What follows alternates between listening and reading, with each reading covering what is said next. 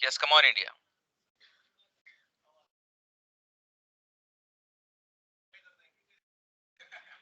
अच्छा, नहीं ये जरूरी है क्योंकि बड़ा रूम है ना, तो पीछे तक आवाज जाएगी। इसको मैं यूं कर देता हूँ। हाँ जी, शुरू कर रहे हैं आज की क्लास। बच्चों, रॉकेट का प्रणोदन, ये हमारा टॉपिक है। रॉकेट की लॉन्चिंग। बच्चों, एक रॉकेट जब हम लोग लॉन्च करते हैं तो वो संवेग संरक्षण के नियम पर आधारित होता है। क्यों? देखो, रॉकेट में होता क्या है, रॉकेट में होती है कुछ गैसेस और एक स्पार्क जनरेट करते हैं हम लोग। रिमोट कंट्रोल से बटन दबाते हैं और बटन दबाने से अंदर क्या होता है, एक स्पार्क जनरेट होता है। ये स्पार्क जो होता है वो अंदर एक विस्फोट पैदा कर देता है इन गैसेस के अंदर, और अत्यधिक मात्रा में उत्सर्जित गैसेस हमको मिलती हैं। अब यहाँ पे छोटे छोटे छिद्र बना देते हैं जिनको हम लोग नोजल कहते हैं। ठीक है। अच्छा, यहाँ पे किसी भी प्रकार का कोई बाह्य बल नहीं लग रहा है, एक्सटर्नल फोर्स क्या बच्चों, एब्सेंट है। जो भी क्रियाएं हो रही है वो आंतरिक क्रियाएं हो रही है। बच्चों, आपने अपने घर में कभी बैलून के साथ में एक्सपेरिमेंट करके देखा होगा कि जब एक बैलून के अंदर हवा भर देते हैं और कोई बच्चा अगर अचानक से यहाँ से इस हवा को निकाल दे, है ना, इस चीज को यहाँ से खोल दिया जाए, तो क्या होता है बच्चों, इस बैलून में से हवा निकलती है और बैलून किधर जाता है बच्चों, आगे की तरफ। ऐसे तो होता है। तो ये क्या संवेग संरक्षण के नियम पर आधारित होता है, क्योंकि बैलून के ये इसको आपने हटाया है, कोई बाह्य बल नहीं लगा, मान लीजिए अचानक से फूट गया है, तो संवेग पहले इसका कितना था, 0 था। अब गैसेस अगर इधर निकली है तो संवेग बनाना बच्चों इस तरफ, अगर इस तरफ संवेग बना है, पहले 0 था तो अभी भी 0 बना के रखना है। तो जितना संवेग इधर होगा उतना संवेग इस तरफ क्रिएट करना पड़ेगा, तभी तो नेट संवेग 0 बना रहेगा। तो हमने बोला कि भाई इसको 0 बनाए रखने के लिए बैलून किधर जाएगा, आगे जाएगा। सेम इसी सिद्धांत पे रॉकेट कार्य करता है। देखो, ये रॉकेट है, रॉकेट के अंदर अंदर गैसेस में बर्न हुई, यहाँ से उत्सर्जित गैसेस बाहर निकली। जितना संवेग नीचे क्रिएट हुआ उतना ही संवेग ऊपर की तरफ क्रिएट होगा। इस नोजल में से जब गैसेस बाहर निकलेगी तो पहले संवेग 0 था, रॉकेट रुका हुआ था, संवेग को अभी भी 0 बनाए रखने के लिए जितना संवेग नीचे की तरफ पैदा हुआ है उतना हमें ऊपर की तरफ पैदा करना पड़ेगा। ठीक है ना, इस सिद्धांत पर रॉकेट कार्य करता है। और एक रॉकेट अगर मैं लेता हूँ, उस रॉकेट में मैं से मान के चलता हूँ कि जो बाहर निकल रही गैसेस हैं, इनका वेग अगर वी है, V r is the velocity of the gases with respect to rocket, गैसों का वेग है रॉकेट के सापेक्ष। और इस रॉकेट का द्रव्यमान अगर मैं m मान लेता हूँ, और मैं से मान लेता हूँ कि इस नोजल में से प्रति सेकंड जो उत्सर्जित गैसेस है उनका द्रव्यमान dm/dt है, तो इस रॉकेट पे लगने वाला जो प्रणोद बल है वो मैं निकालना चाहूंगा। अगर Vr is the velocity of emerging gases with respect to rocket, उत्सर्जित गैसों का वेग है रॉकेट के सापेक्ष, तो प्रणोद कैसे दिया जाता है? बच्चों को पता है, F का फॉर्मूला होता है dm/dt into V R. Simply ये फॉर्मूला लगा दिया, कुछ नया फॉर्मूला नहीं लगा है। dm/dt into V are. dm/dt क्या है बच्चों, यहाँ पर यह है उत्सर्जित गैसों का द्रव्यमान प्रति सेकंड। उत्सर्जित गैसों का द्रव्यमान प्रति सेकंड। अच्छा बच्चों, एक बात बताओ, ये जो हमारा रॉकेट था, इसमें जो ऊपर की तरफ जो फोर्स लग रहा है ये प्रणोद बल है, और नीचे की तरफ क्या है बच्चों, mg। तो ऊपर की तरफ जो नेट फोर्स है वो कितना लग जाएगा बच्चों, ये तो ऊपर की तरफ लेके जा रहा है, और उसका जो बाहर है वो किधर लग रहा है, नीचे की तरफ। तो ऊपर की तरफ नेट फोर्स कितना हो गया, we are dm/dt minus mg। कोई दिक्कत आई? ये कुछ फॉर्मूले जो याद ही करने पड़ेंगे बच्चों। रॉकेट का नेट त्वरण, नेट त्वरण बराबर total force upon total mass. ऊपर की तरफ जो बल लग रहा है बच्चों वो कितना है, वी आर dm/dt, ये ऊपर की तरफ लेके जा रहा है। इसमें से मैंने इसका बाहर घटा दिया mg, और उसके अंदर m का भाग लगा दिया, बल में m का भाग लगा दिया, तो त्वरण आ गया। तो वी आर dm/dt में मैंने m लग गया, यहाँ पे mg में मैंने m का भाग लगाया, तो कितना हो गया g। यहाँ पे m जो है किसी भी क्षण पर रॉकेट का द्रव्यमान है, किसी भी क्षण पर रॉकेट का द्रव्यमान बराबर रॉकेट का प्रारंभिक द्रव्यमान माइनस दिस। ये क्या बच्चों, देखो dm/dt क्या है, ईंधन के जलने की दर, dt समय में बाहर निकला द्रव्यमान, कितना बच्चों, dm है। तो एकांक समय में बाहर निकला द्रव्यमान कितना हो जाएगा, dm/dt। तो t समय में बाहर निकला द्रव्यमान कितना हो जाएगा, dm/dt इंटू v t। तो m नोट मेरे पास में शुरू में था और इतना निकल गया, तो इतना रह गया ना बच्चों, है ना। किसी क्षण विशेष पर रॉकेट का वेग, किसी भी क्षण पर रॉकेट का वेग का ये फॉर्मूला होता है जो आपको याद ही करना है, वैसे तो डिराइव होकर आता है पर हम लोग डेरिवेशन नहीं करेंगे। v बराबर V R log with base e m nought upon m। m nought क्या बच्चों, प्रारंभिक द्रव्यमान, और m क्या है, किसी भी समय पर द्रव्यमान, वी आर क्या है, गैसों का वेग रॉकेट के सापेक्ष। हमने मान लिया है कि प्रारंभिक वेग कितना है, 0 है। लेकिन यदि प्रारंभिक वेग 0 न हो, v बराबर कितना हो जाएगा, v initial plus V R log with base e m nought upon m।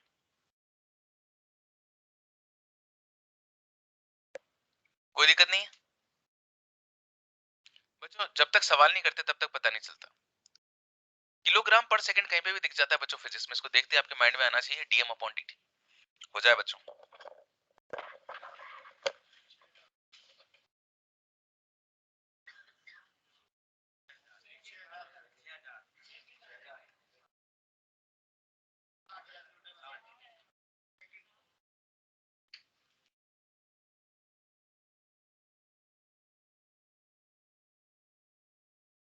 कितने बच्चों का आ रहा है? 6000। कितने बच्चों का आ रहा है? 60,000। बहुत बढ़िया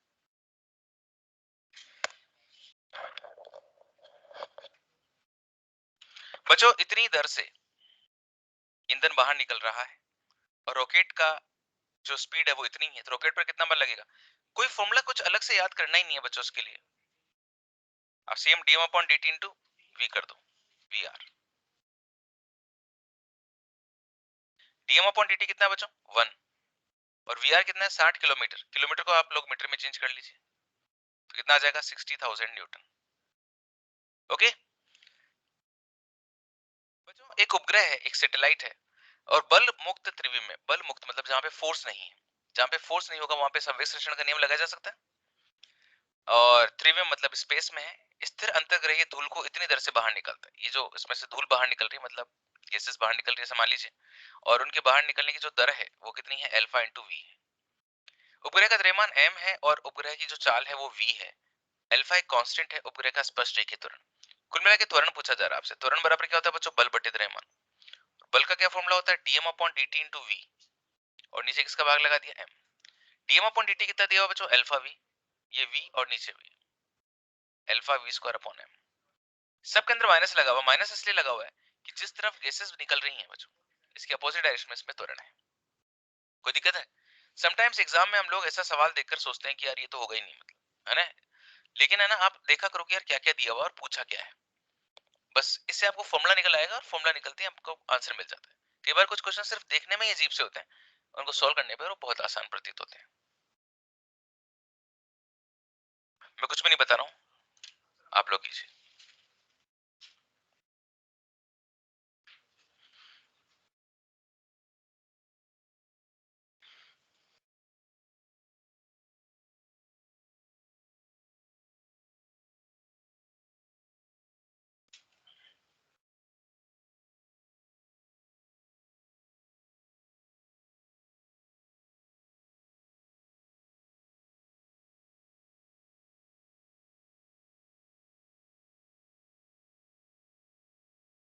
कितने स्टूडेंट्स कह रहे हैं कि fourth is the correct answer?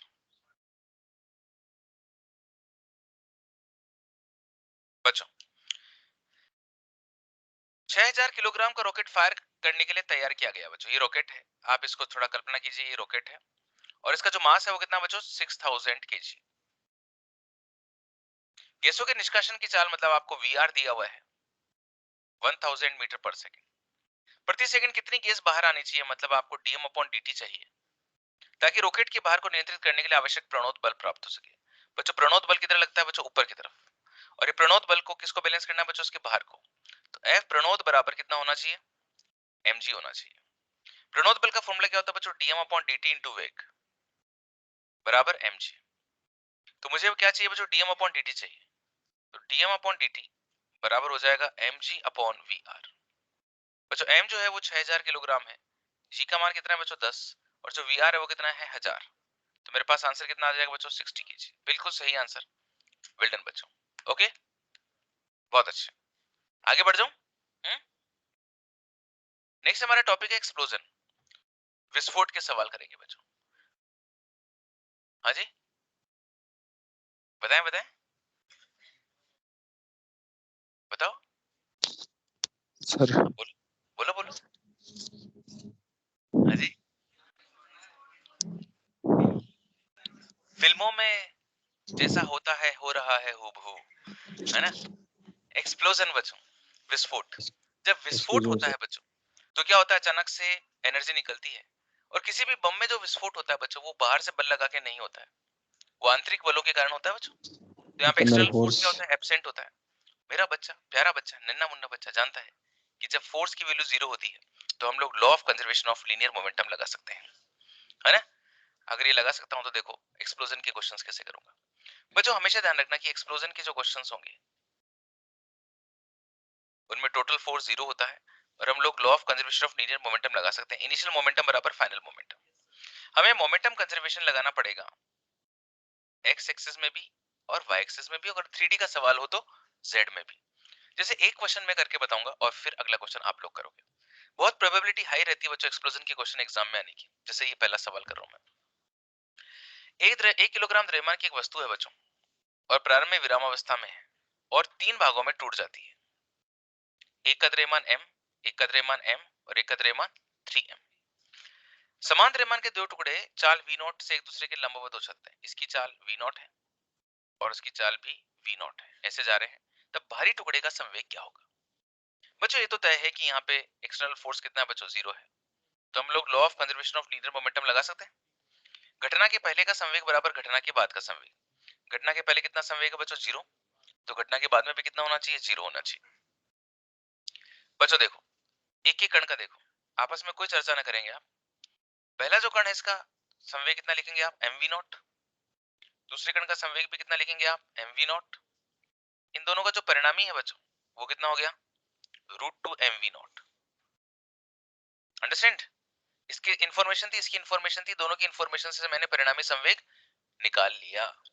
तो तीसरे का जो संवेग है बच्चों वो इन दोनों के बराबर होना चाहिए कि नहीं होना चाहिए, और दिशा में विपरीत होना चाहिए, तभी तो कैंसिल होएगा सब कुछ और नेट मोमेंटम कितना बना रहेगा, 0 रहेगा। इसलिए तीसरे का मोमेंटम इधर होना चाहिए, होना चाहिए, है ना। अब इसका मोमेंटम इधर होने के लिए मुझे क्या करना पड़ेगा, इधर की तरफ बनाना पड़ेगा। इसका जो मोमेंटम उसको मैंने पी डैश बोल दिया और उसकी वैल्यू कितनी होनी चाहिए, √2 mv नॉट होनी चाहिए, जितना इन दोनों का है।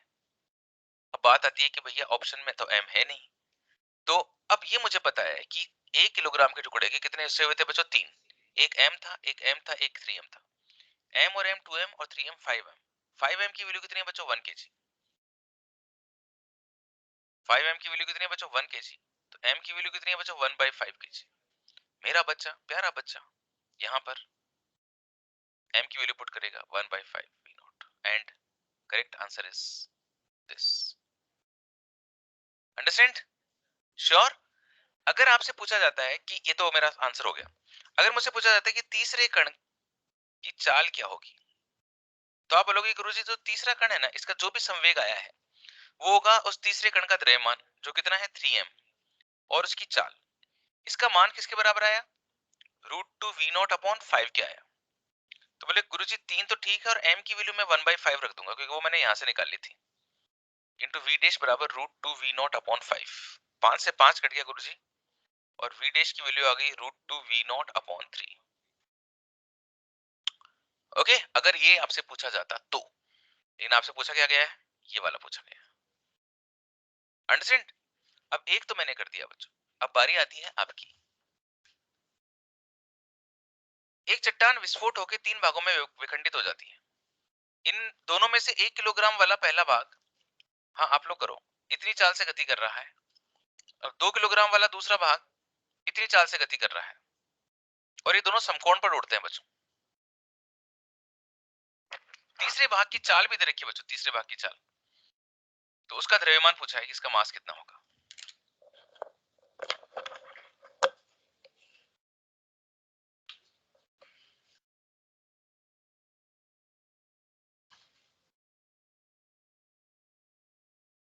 तीन kg होगा सर।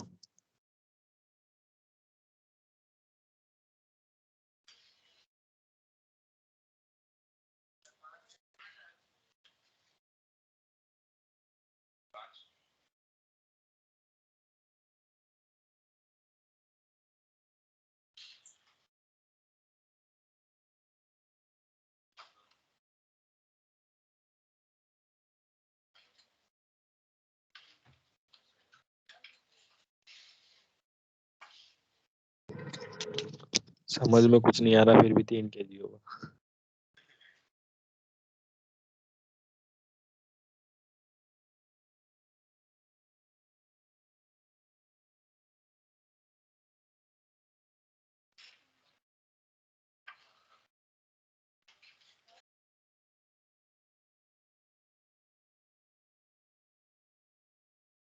हाँ जी, बढ़ो आगे। हाँ जी, ऑनलाइन में एक बच्चा कुछ कहना चाह रहा था बेटा। हाँ बताएं, क्या क्या बोल रहे बेटा? यस, कितने स्टूडेंट्स का आंसर 5 kg आ रहा है? काबिल तारीफ बच्चों, this is the correct answer. प्यारे बच्चों, शुरू के अंदर मोमेंटम कितना है? 0 है, तो फाइनल मोमेंटम भी कितना रहना चाहिए? 0 रहना चाहिए।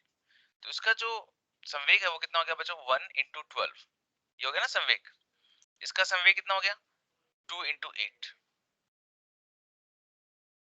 ये क्या आ गया बच्चों? रिजल्टेंट आ गया। रिजल्टेंट की वैल्यू कितनी हो जाएगी? रूट 2 × 8 कितना हो गया बच्चों? 16। 16 का स्क्वायर प्लस 12 का स्क्वायर बच्चों 256 प्लस 144 रूट 400, तो कितना आ गया? 20। जितना इसका संवेग है बच्चों उतना तीसरे वाले पार्ट का संवेग होना चाहिए ना। तो तीसरे वाले पार्ट का संवेग बराबर कितना होना चाहिए बच्चों? 20 होना चाहिए। तीसरे वाले पार्ट का संवेग कैसे लिखूंगा? उसका मास इंटू उसकी वेलोसिटी जो 4 है। m की वैल्यू कितनी आ गई बच्चों? 5 kg। डन है बच्चों। आज मैंने जो स्पीकर लगाया है इससे आप तक ज्यादा अच्छा कम्युनिकेशन हो पा रहा है अपना, है ना? अगर एक टीचर की आवाज हमारे तक बराबर पहुंचती है तो उससे हमारा फोकस भी बढ़ता है ना, कंसंट्रेशन बढ़ता है। और जब आवाज धीमी धीमी पहुंचती है तो फिर हम भी इधर उधर डेविएट हो जाते हैं। v वेग से क्षैतिज रूप से गति, अब आपको ही करना बच्चों। v वेग से क्षैतिज रूप से गतिशील एक कण है जिसका द्रव्यमान m है, और एक दूसरा द्रव्यमान है जो जिसका मास 3m है, जो 2v वेग से जा रहा है बच्चों ऊपर की तरफ। ये दोनों संयुक्त हो जाते हैं, संयुक्त होकर दोनों का मास कितना हो जाएगा? 4m। तो आपको अंतिम वेग बताना है कि क्या होगा। कम ऑन इंडिया।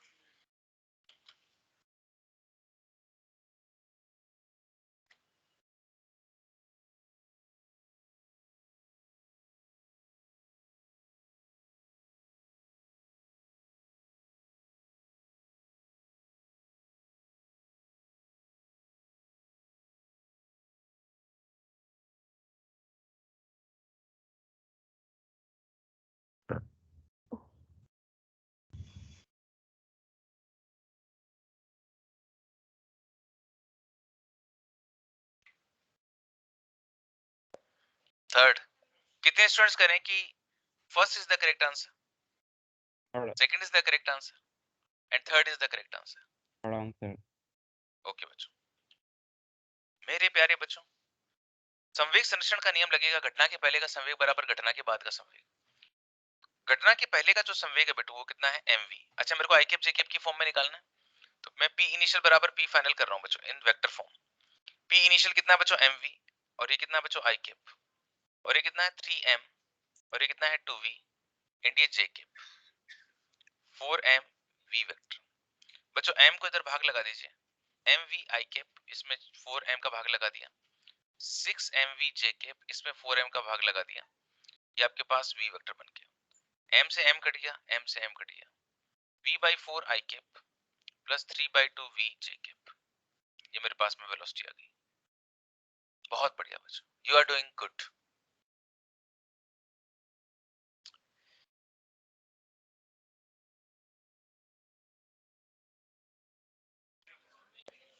संवेग संरक्षित रहेगा बच्चों, क्योंकि उड़ता हुआ जो कोश है बच्चों 4 असमान भागों में विस्फोटित हो गया। विस्फोट क्या बच्चों? एक आंतरिक बलों की घटना है, इसमें बाह्य बल अनुपस्थित है, तो संवेग संरक्षण का नियम लगेगा। 1 किलोग्राम का द्रव्यमान 100 मीटर पर सेकंड से ऊपर की ओर फेंका जाता है। ये बच्चों 1 kg का ब्लॉक है, मैंने ऊपर की तरफ 100 मीटर पर सेकंड से फेंका है। 5 सेकंड के बाद ये तो t बराबर 0 है, और 5 सेकंड्स पर ये इसका वेग कुछ घट जाएगा ना, क्योंकि बच्चों ग्रेविटी के उसमें जा रहा है, इसमें विस्फोट होता है और दो हिस्सों में टूट जाता है। एक हिस्सा तो 400 ग्राम का है और दूसरा जो है वो 600 ग्राम का है। 400 ग्राम वाला हिस्सा विस्फोट होते ही 25 मीटर पर सेकंड से नीचे की तरफ आता है। तो विस्फोट के तुरंत बाद दूसरे भाग का वेग क्या होगा? तो मेरे को संवेग संरक्षण का नियम लगाना है, जो आप लोग ही लगाओगे बच्चों, मैं आपको कुछ भी गाइड नहीं कर रहा हूं।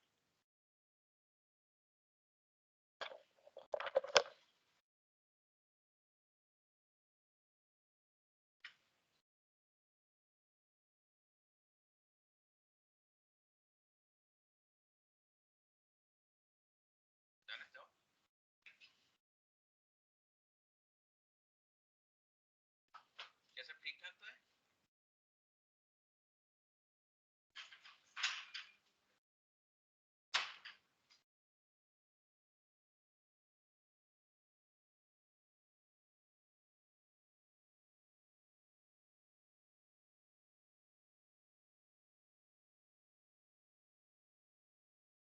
थर्ड आएगा।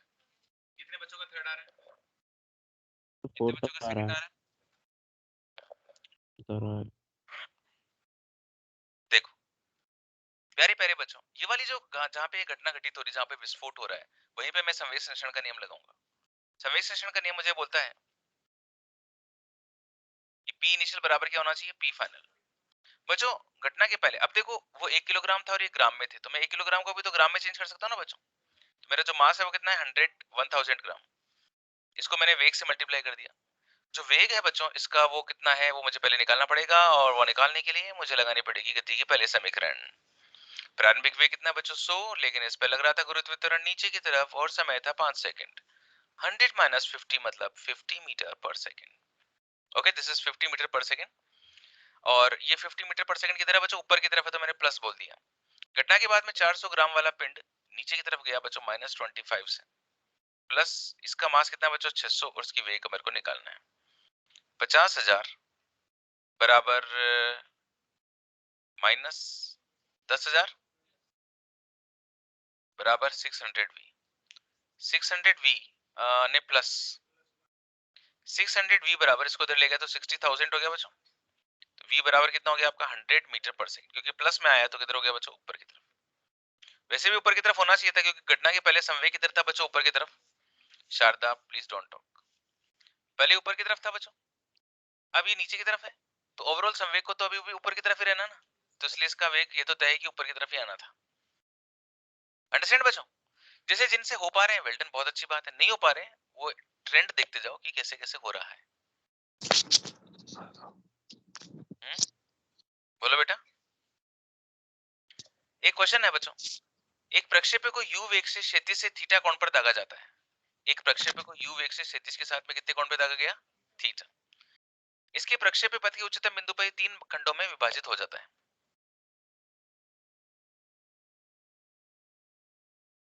देखो पहली बात तो पिक्चर बननी चाहिए दिमाग में कि एक प्रक्षेप्य को मैंने ऐसे दागा है बच्चों, u वेग से थीटा एंगल पर, और उच्चतम बिंदु पर आपको पता है इसका वेग कितना होता है बच्चों, u cos थीटा। उच्चतम बिंदु पर ये 3 भागों में खंडित हो गया। उच्चतम बिंदु पर इसका वेग कितना था बच्चों, u cos थीटा। 3 भागों में खंडित हो गए, 1 2 और 3, ऐसे दिमाग बनाया करो ना दिमाग में। ये m, ये भी m और ये भी 2m। प्रथम भाग ऊर्ध्वाधर नीचे की ओर शून्य प्रारंभिक वेग से गिरता है, मतलब इसका जो वेग है वो विस्फोट होते ही 0 है बच्चों, और ये नीचे की तरफ गिरेगा। दूसरा वाले के बारे में बोल रहा है कि दूसरा वाला ऐसा कहा जा रहा है कि दूसरा भाग समान पथ द्वारा प्रक्षेपण बिंदु पर लौटता है। जो दूसरा भाग जो विस्फोट हुआ वापस अपने पथ पे लौटता है, मतलब यूं लौटता है। अगर ये ऐसे लौटता है बच्चों तो कोई भी चीज अपने पाथ का अनुसरण तभी तो करेगी जब यहाँ पर वेग इसका u cos थीटा था, तो घटना के बाद में इसका वेग इधर इधर की तरफ u cos थीटा हो जाए तो ऐसे जाएगा ना। इसका मतलब विस्फोट होते ही इसका वेग इस तरफ कितना होना चाहिए, u cos थीटा होना चाहिए। तो आपको बताना है कि 2m द्रव्यमान का वेग क्या होगा। बच्चों अगर ये m है, ये m है, ये 2m है, तो ये 4m हुआ कि नहीं हुआ, करो।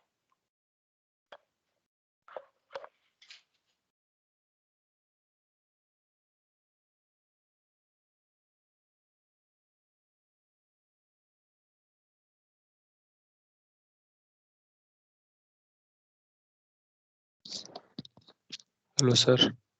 हाँ जी। सर मेरी आवाज आ रही है? बोलिए बेटा, कुछ कहना चाह रहे हो? सर मैं डिप्रेशन में जा रहा हूँ, मेरे समझ में नहीं आ रहा करूँ क्या। क्या नाम बेटा आपका? विशाल है सर। है? विशाल। आपसे पिछली टर्न पे भी तो बात हुई थी। एक हाँ काम सर, ये करते हैं अपन किल। लोग, अभी अभी बात नहीं करते हैं तो कभी यहाँ पे ऑफलाइन में आता है तो कभी। सर आ जाऊंगा। हाँ तो तू कल आ जा, ठीक है। है ना? ठीक है कल सर। देख RM32, तू कल तू कल आ मेरे पास में 2 बजे आ जा, 2 बजे। कल तुम्हारी क्लास है ना? क्लास है क्या तुम्हारी? तू कहाँ रहता है विशाल? कुकस विशाल कुकस। फोकस रहता है क्या? तो फोकस से आ जा एक दिन, ठीक है? Yes sir. तो मेरे को फोन करना आज, आज कब शाम को करूँ? फोन करना, अपन पहले तो फोन पे बात करेंगे और फिर यस तू मेरे से, सर। ठीक है? ठीक है सर, धन्यवाद।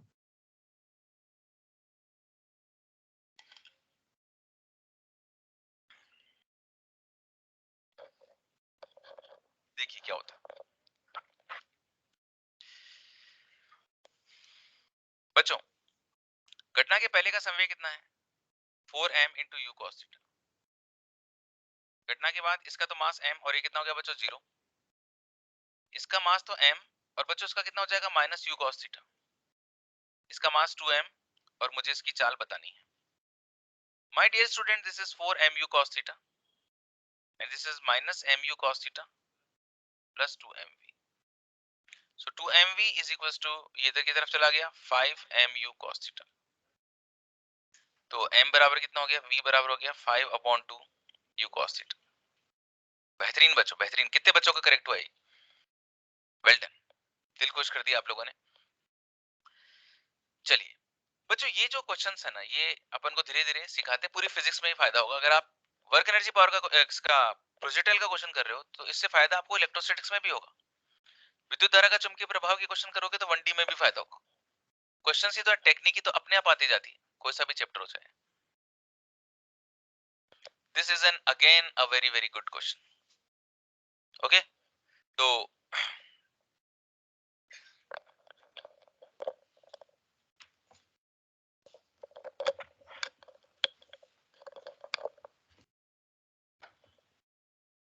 आप ही लेना और सवाल पढ़ो। फरस फरस से 10 मीटर की ऊंचाई पर स्थित गुरुत्व मुक्त त्रिभुज में 50 केजी द्रव्यमान का एक व्यक्ति खड़ा है। वह नीचे की ओर 0.5 केजी द्रव्यमान पर एक पत्थर 2 मीटर पर सेकंड चाल से फेंकता है। जब पत्थर फरस पर पहुंचता है तो व्यक्ति फरस से कितनी ऊंचाई पर होगा? चलो एक बात बता, आप रख इसको अपने पास। इसमें एक चीज लिखी हुई है गुरुत्व मुक्त त्रिविम, पहली लाइन में इसका मतलब पता क्या होता है? मतलब गुरुत्व बल नहीं देना, मतलब ठीक है बच्चों, इस क्वेश्चन की क्या खास बात है? गुरुत्व मुक्त त्रिविम है, गुरुत्व नहीं है, और जब गुरुत्व नहीं होगा तो उसका मतलब है कोई एक्सटर्नल फोर्स नहीं है और हम लोग law of conservation of linear momentum लगा सकते हैं। बच्चों एक बात बताओ, राहुल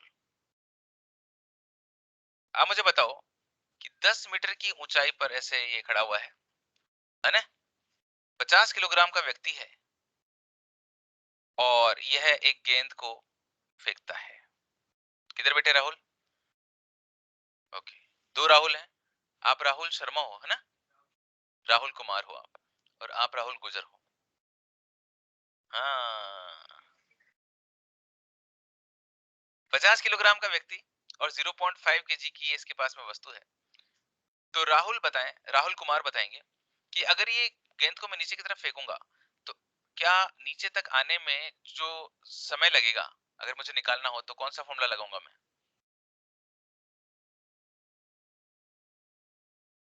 √2h/g। राहुल गुजर क्या ये सही करें? तो फिर क्या बात होगी? बिल्कुल सही। राहुल गुजर ने बताया कि T बराबर √2h/g नहीं लगाएंगे क्योंकि गुरुत्व मुक्त त्रिविम है, ग्रेविटी लगी नहीं रही है, तो G वाली फॉर्मूले नहीं लगेंगे। कि ये सामान्य गुरुत्व नहीं है तो ये नियत वेग से आएगा बच्चों, इसकी चाल नहीं बढ़ेगी, ये कांस्टेंट वेलोसिटी से आएगा, तो नियत चाल से ऊपर से नीचे की तरफ आएगा। अगर ये नियत चाल से ऊपर से नीचे की तरफ आता है बच्चों तो इसके द्वारा अगर ये मैं पॉइंट को A बोलता हूँ, इस पॉइंट को B बोलता हूँ, तो जो कण है उसको नीचे गिरने में, नीचे पहुंचने में लगा समय, उसको नीचे पहुंचने में लगा समय अगर मैं निकालता हूँ तो मेरा बच्चा जानता है कि चाल बराबर दूरी बटे समय, समय बराबर दूरी बटे चाल। तो जो दूरी है बच्चों वो कितनी हो गई 10 मीटर, और जो चाल है वो कितनी हो गई, कितनी दी हुई है 2 मीटर पर सेकंड, 5 सेकंड में नीचे पहुंच जाएगा। बच्चों ये जो इसमें से इस व्यक्ति के हाथ में से इस गेंद का नीचे जाना, उसके पहले ये व्यक्ति रुका हुआ था, गेंद भी रुकी हुई थी, संवेग कितना था 0 था, संवेग संरक्षण का नियम लगेगा। अगर ये गेंद इधर की तरफ गई है तो इस व्यक्ति को संवेग को 0 बनाए रखने के लिए ऊपर जाना पड़ेगा। ये बिल्कुल वैसा ही है कि जैसा बंदूक में से गोली का निकलना, जब बंदूक में से गोली निकलती है तो बंदूक का जो वेग होता है बच्चों पीछे की तरफ उसका क्या फॉर्मूला होता है? ये होता है ना, ये सूत्र लगा दूं मैं, तो ये जो v है बच्चों ये क्या आ जाएगा, इस व्यक्ति की चाल आ जाएगी ना बच्चों, व्यक्ति की प्रतिक्षिप्त चाल हो गई। स्मॉल m क्या बच्चों 0.5, कैपिटल M कितना है बच्चों 50, और जो वेलोसिटी है वो कितनी है 2, कितना हो गया 0 पॉइंट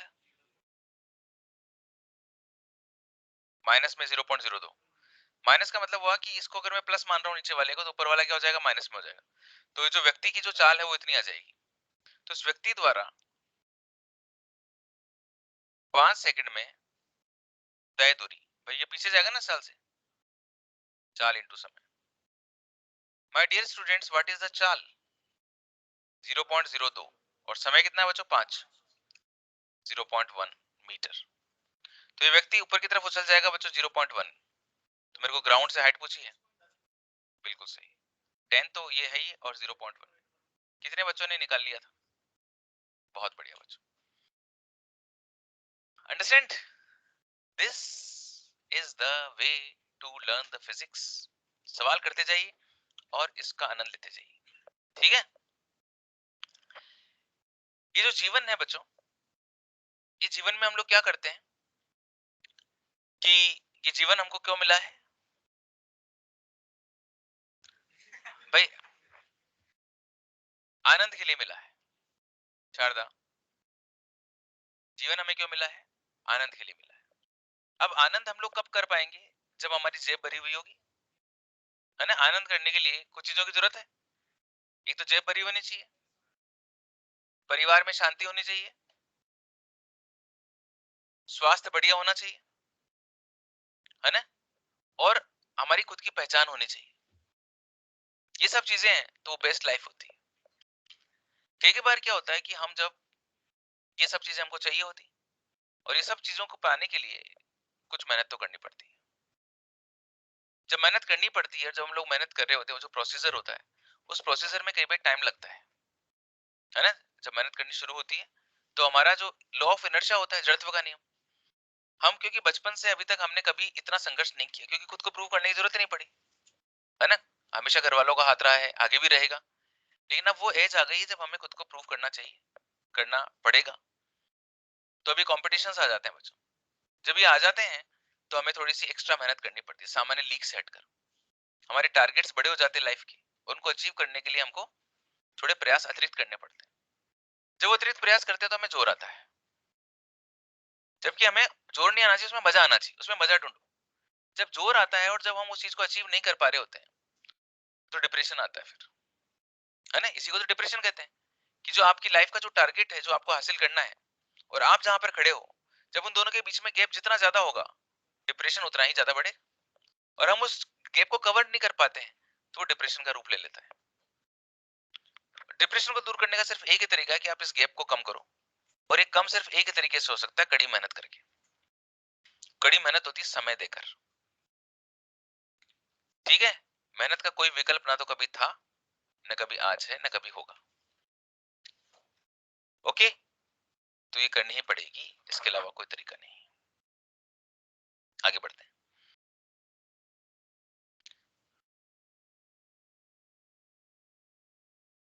ये अपना एक सेक्शन पूरा हुआ और अब मैं मेरे प्यारे बच्चों को लेकर चल रहा हूं अगले सेक्शन की तरफ।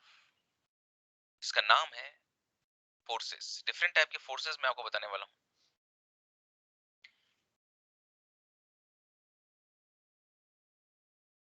बिल्कुल बिल्कुल मजा आएगा इसमें,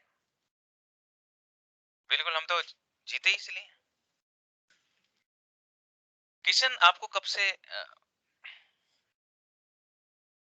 आप बताएंगे हमें?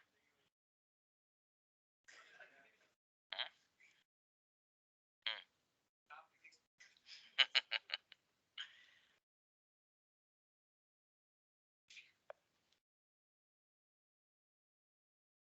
बिल्कुल बिल्कुल, नर्वस मत हो तो।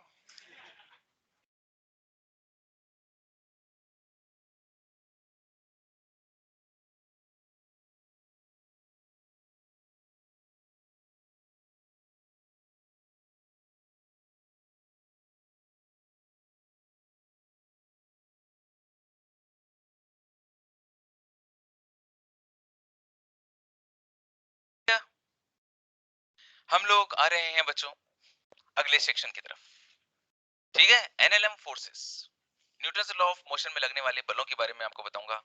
एक एक बल आपको बहुत कुछ सिखा के जाएगा बच्चों, बहुत कुछ।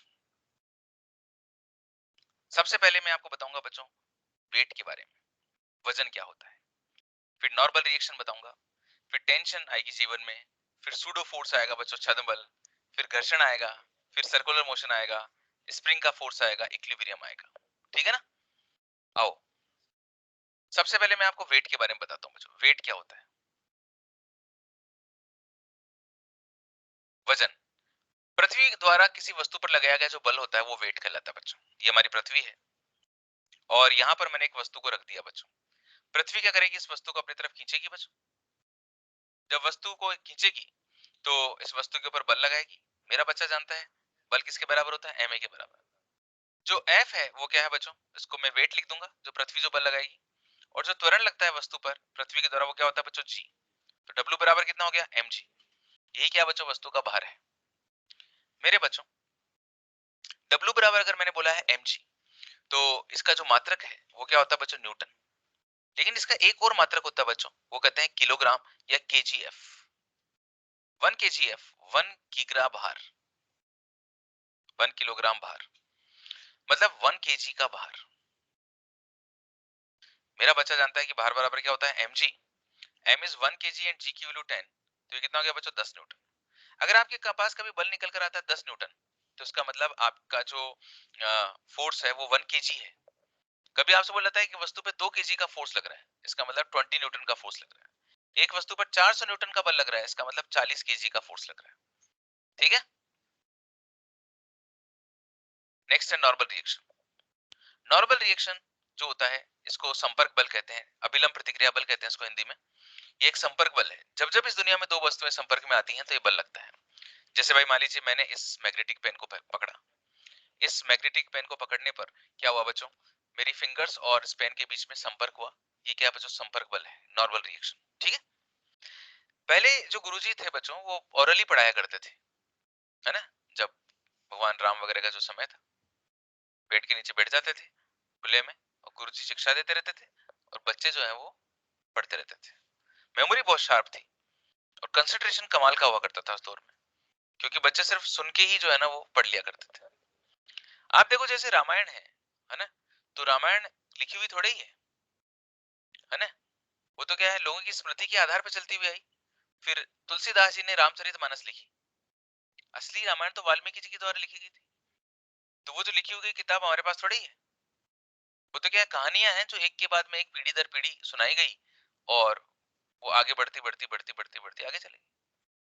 जैसे अब जैसे जैसे समय बीतता जा रहा है तब तक तो अब जो दादा दादी नाना नानी है वो कहानियां नहीं सुनाते, अब तो यूट्यूब से बच्चे कहानियां सुनते हैं, है ना? अब जैसे आपके भी जो पेरेंट्स हैं, आपके जो पापा मम्मी है, वो भी कहानी सुनाने वाली जो जनरेशन में नहीं है। उनके जो पेरेंट्स थे, है ना, वो कहानी सुनाने वाली जनरेशन में थे। वो जनरेशन पुरानी चलती हुई जनरेशन आ रही थी। तो पहले रामायण या कोई भी किताबें या जो ग्रंथ है वो पहले ऐसे बुक फॉर्मेट में नहीं होते थे। पीढ़ी दर पीढ़ी कहानियां चलती थी और लोग उसमें परिवर्तन करते रहते थे अपने अनुसार। तो ओरिजिनली क्या था हमको नहीं पता। तुलसीदास जी से वहां तक उन तक जो बात पहुंची, उन्होंने रामचरितमानस बनाई। तुलसीदास जी कोई बहुत ज्यादा पुराने नहीं है ना? तो पहले के जो जमाने थे उसके अंदर इस प्रकार से पढ़ाया जाता था, ओरली चीजें होती थी। फिर धीरे धीरे टीचर चौक पे पढ़ाने लगा, चौक से पढ़ाने लगा। और उसके बाद में जैसे पहले जो है रफ वर्क जो करते थे मैथमेटिक्स का, है ना, तो क्या करते थे, खूब सारी मिट्टी होती थी, मिट्टी के ऊपर गणित कर लेते थे, है ना? और इस बीच में क्या होता था, एक बात ऐसे पुरानी बातों से मुझे याद आई कि एक बार की बात है, एक रानी थी, जो पहली जो रानी जिसका एजुकेशन के अंदर बहुत बड़ा नाम हुआ था। जैसे हम लक्ष्मीबाई वगैरह का तो हम लोग नाम लेते हैं, लेकिन अहिल्याबाई का नाम भी आपने सुना होगा। ये मालवा की राजकुमारी थी, है ना? वो कहते भी है कि भाई क्या समझती है खुद को, मालवा की राजकुमारी समझती है क्या, है ना? तो मालवा की जो राजकुमारी थी वो अहिल्याबाई थी। और अहिल्याबाई वो पहली लेडी थी जिसने एजुकेशन प्राप्त करी थी। पहले औरतों को एजुकेशन नहीं मिलती थी और अहिल्याबाई ने खुद लड़के जो है एजुकेशन प्राप्त करी थी। मालवा की राजकुमारी थी। तो जब ये रानी बनने वाली थी, मतलब ये काफी इंटेलिजेंट थी शुरू से, तो जो राजा थे उस वहां के, तो उनकी 4 रानियां थी और उनके पुत्र की जो वो थी बहू, ये थी अहिल्याबाई।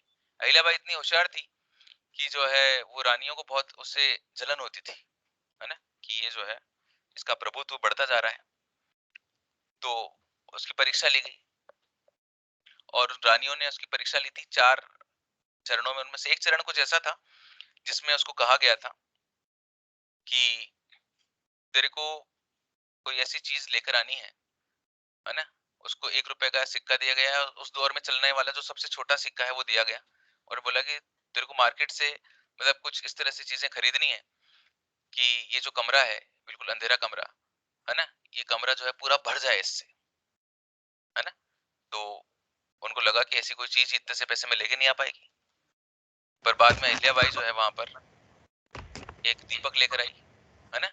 जैसे उसने दीपक जलाया तो पूरा जो कमरा है वो उजाले से भर गया, है ना। ये कहानी काफी प्रचलित कहानी है।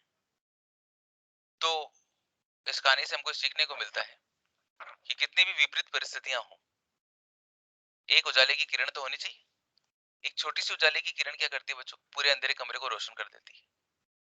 तो हमको बहुत वो रहना चाहिए। ये तो मेरे को ऐसे बता दी मैंने आपको कहानी, क्योंकि मैं जो बता रहा था आपको ऐसे लिखने वाली, वो तो अहिल्याबाई वाला सीरियल आता था, उसके अंदर वो अहिल्याबाई ऐसे ही मैथमेटिक्स करती थी। तो जो है ये दौर चलता था, फिर चौक वॉक से टीचर पढ़ाने लगी, फिर मार्कर से पढ़ाने लगी। आज हमारे जीवन में मैग्नेटिक पेन आ गया बच्चों, है ना। और आने वाले समय में जो टीचर्स होने वाले, मतलब आने वाले समय में एजुकेशन का रूप और बदलने वाला है ना। उस रूप में क्या होगा कि जैसे आप गेम खेलते हो, है ना, गेम खेलते हो तो क्या आप उसमें से कार पिक करते हो कि आपके पास सामने आती है 6 कारों में से कौन सी कार चाहिए, या फिर कलर्स आते हैं कि आपको कौन सी कलर की कार चाहिए, वो कार ले लेते हो आप। उसका जो मॉडल है वो भी ले लेते हो, है ना। ओपन ले लेते हो, ओपन कार या फिर लंबी वाली कार, या फिर, है ना। और फिर उसके बाद में गेम खेलते हो। ऐसे टीचर भी ऑप्शन से होगा, मतलब, है ना। आपको टीचर कैसा चाहिए, मतलब मेल टीचर चाहिए, फीमेल टीचर चाहिए, पहली बात तो ये। उसमें भी मूंछों वाला चाहिए कि नहीं मूंछों वाला चाहिए, घनी घनी जुल्फों वाला चाहिए या कम वाला चाहिए, नहीं। अच्छा, आवाज कैसी चाहिए, सॉफ्ट चाहिए क्या, ये सारा सेट करके जो है टीचर आ जाएगा सामने। कंसेप्ट रिकॉर्डेड होंगे और वो अपनी लैंग्वेज के अंदर, बस वो लैंग्वेज चेंज हो जाएगी, ये तो करना होगा और क्या। ठीक है ना। टीचर का मतलब नेचर कैसा होना चाहिए, गंभीर टीचर चाहिए, हंसी मजाक वाला चाहिए, है ना। उसमें से बच्चा पिक कर लेगा, तो वो बीच बीच में वो चीजें आती रहेंगी। ज्ञान, ऐसा टीचर जो ज्यादा ज्ञान दे, उस टाइप का टीचर चाहिए, तो वो बच्चा अपने आप से सेलेक्ट कर लेगा। बदल रही है बच्चों दुनिया, आने वाले समय में ऐसा हो सकता है, कोई बहुत बड़ी बात नहीं। तो ये बच्चों, जब दो वस्तुएं आपस में संपर्क में आती हैं तो क्या होता है बच्चों, के बीच में संपर्क बल लगता है। तो यहाँ पे कांटेक्ट फोर्स लगा है, यहाँ पे कांटेक्ट फोर्स लगा है। जब कांटेक्ट फोर्स लगता है तो बच्चों हमेशा क्या होता है, सतह के लंबवत लगता है।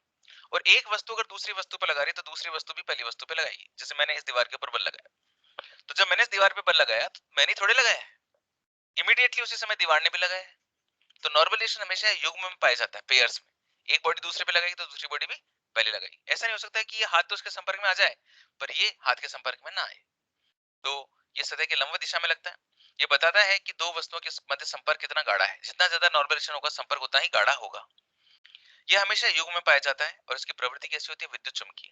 क्योंकि मेरे हाथ और ये जो दीवार है, इनके बीच में जो एटम्स हैं, इलेक्ट्रॉन्स हैं, प्रोटॉन्स हैं, इन सब के बीच में इंटरेक्शन हो रहा है, जिसके कारण ये फोर्स लग रहा है।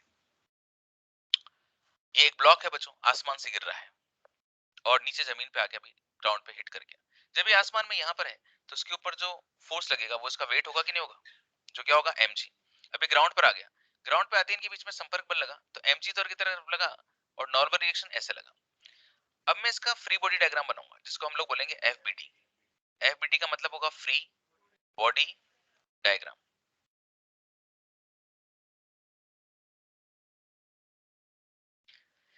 बॉडी बच्चों, ये ग्राउंड और ये ब्लॉक। फ्री बॉडी डायग्राम में हम क्या करते हैं, सिस्टम के जो ऑब्जेक्ट्स होते हैं उनको इंडिविजुअली एक एक करके बनाते हैं। तो बच्चों देखो, अगर ये जो स्मॉल अहमद जो है जब इसके ऊपर आके हिट करेगा तो स्मॉल अहमद ग्राउंड को हिट करेगा ना बच्चों, ऐसे प्रेस करेगा और ग्राउंड भी वापस इस पे क्या लगाएगा, नॉर्मल रिएक्शन। तो अगर मैं बात करता हूँ इस पे नॉर्मल रिएक्शन की, तो वो इस पे ऐसे लग रहा है और इस पे वापस ऐसे लग रहा है। और ये mg, ये ब्लॉक ना ऊपर जा रहा है ना नीचे जा रहा है, इसका मतलब n बराबर कितना है, mg। कोई दिक्कत है भाई, प्यारे बच्चों। अब आपको बताना है, जैसे ये एक ब्लॉक है, इस ब्लॉक के ऊपर मैंने फोर्स लगाया F। जैसे ये ब्लॉक है, मैंने ब्लॉक है, अभी इस पे n बराबर कितना लग रहा है बच्चों, mg। अगर मैं इसके ऊपर बल लगा दूंगा तो संपर्क गाढ़ा होगा कि हल्का हो जाएगा, गाढ़ा हो जाएगा ना, गाढ़ा हो गया मतलब नॉर्मलाइजेशन क्या होना चाहिए, बढ़ना चाहिए। अगर मैं यहाँ पे एक डोरी लगा के तो उस डोरी से इसको खींचता हूँ ऊपर, तो संपर्क क्या हो जाएगा, हल्का हो जाएगा। ज्यादा बल लगा दूंगा तो हो सकता है इससे डिटेच ही हो जाए, संपर्क टूट जाए और नॉर्मलाइजेशन कितना हो जाए, जीरो। दो वस्तुओं के अलग होने की जो कंडीशन होती है बच्चों, वो क्या होती है, नॉर्मल रिएक्शन का जीरो होना। माय डियर स्टूडेंट्स, मेरे प्यारे बच्चों, क्या मुझे बता सकते हो यहाँ पर कितना नॉर्मलाइजेशन लगेगा? तो आपने बोला देखो गुरुजी mg तो नीचे की तरफ लग रहा है, नॉर्मलाइजेशन ऊपर की तरफ लग रहा है, एफ भी नीचे की तरफ लग रहा है, सिस्टम कहीं पे मूव कर नहीं रहा है।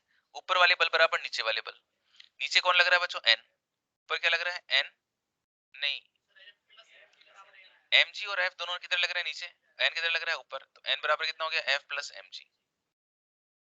बच्चों यहाँ पर क्या हो रहा है बच्चों, बताओ, mg किधर लग रहा है, नीचे की तरफ, नॉर्मलाइजेशन किधर लग रहा है, ऊपर की तरफ, ऊपर की तरफ वाले बराबर नीचे वाले, n बराबर कितना हो गया बच्चों, mg माइनस f। कोई दिक्कत आ रही है क्या भाई? बच्चों अभी आप लोग करके बताइएगा कि मैंने यहाँ पे f बल लगाया, ये जो आपको दिखाई नहीं दे रहा है ये f है ना, f है, थीटा एंगल पर है, यहाँ पे नॉर्मलाइजेशन निकाल के बताओ कितना आएगा।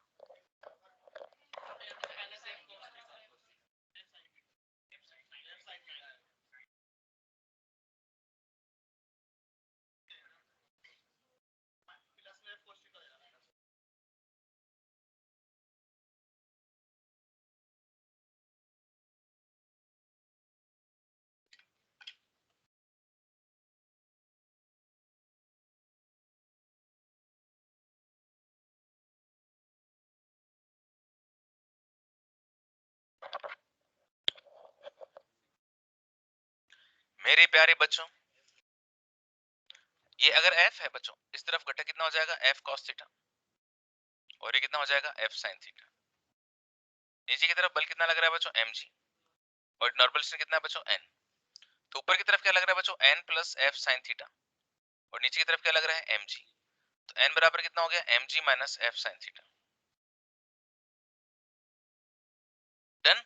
अच्छा बच्चों देखो, ये वाले जो बल थे ऊपर वाले और नीचे वाले, ये तो आपस में बैलेंस हो गए, लेकिन f cos थीटा को बैलेंस करने वाला कोई नहीं है। बच्चों जब भी किसी सिस्टम में कोई असंतुलित बल आएगा, अनबैलेंस्ड फोर्स, तो वो उस बॉडी में एक्सेलरेशन प्रोवाइड करवाएगा, त्वरण प्रोवाइड करवाएगा, तो उस बॉडी में त्वरण आएगा। अगर मैं इस त्वरण का मान निकालता हूँ, ध्यान रखना त्वरण बराबर होता है हमेशा असंतुलित बल अपॉन द्रव्यमान। अटेंडेंस होगी बेटा सब लोगों की, कोई ऐसा बच्चा नहीं जिसका नहीं हुई हो। तो असंतुलित बल कितना है बच्चों, f cos थीटा, और नीचे मैंने किससे डिवाइड कर दिया बच्चों, मास से, है ना। बच्चों जीवन में जब कभी आपको ऐसा लगने लगे कि जीवन असंतुलित हो रहा है, इसका मतलब जीवन में त्वरण आने वाला है। अगर सब कुछ सही चल रहा हो, कोई दिक्कत नहीं आ रही हो, इसका मतलब है कुछ नहीं है, सामान्य रह जाएगा सब कुछ। अगर दिक्कत हो रही है ना, टेंशन हो रही है, कुछ समस्याएं हो रही हैं, इसका मतलब ऊपर वाला कुछ करवाना चाह रहा है आपसे। सबसे पहले एक बार मैं अटेंडेंस ले लेता हूँ।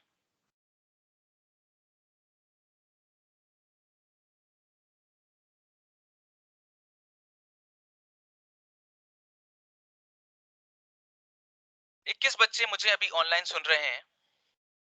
मैं एक बार इन सभी बच्चों के नाम पुकारना चाहूंगा, जिससे कि मेरा इस जीवन में आना सफल हो जाए। अभिषेक सैनी, अभिषेक शर्मा, अंकिता यादव, बिटू डोंट टॉक, बातें नहीं करते।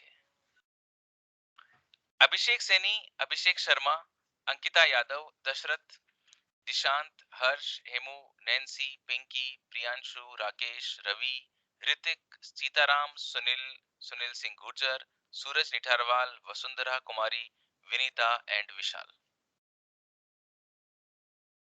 आपस में बातें नहीं बेटा, प्लीज।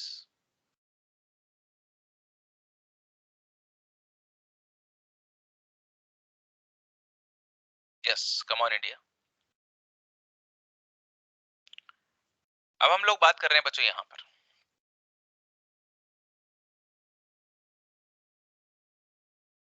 एफ बल लग रहा है इधर थीटा एंगल पर, ये थीटा है तो ये भी थीटा हो गया ना बच्चों, ये कितना हो गया, F cos theta.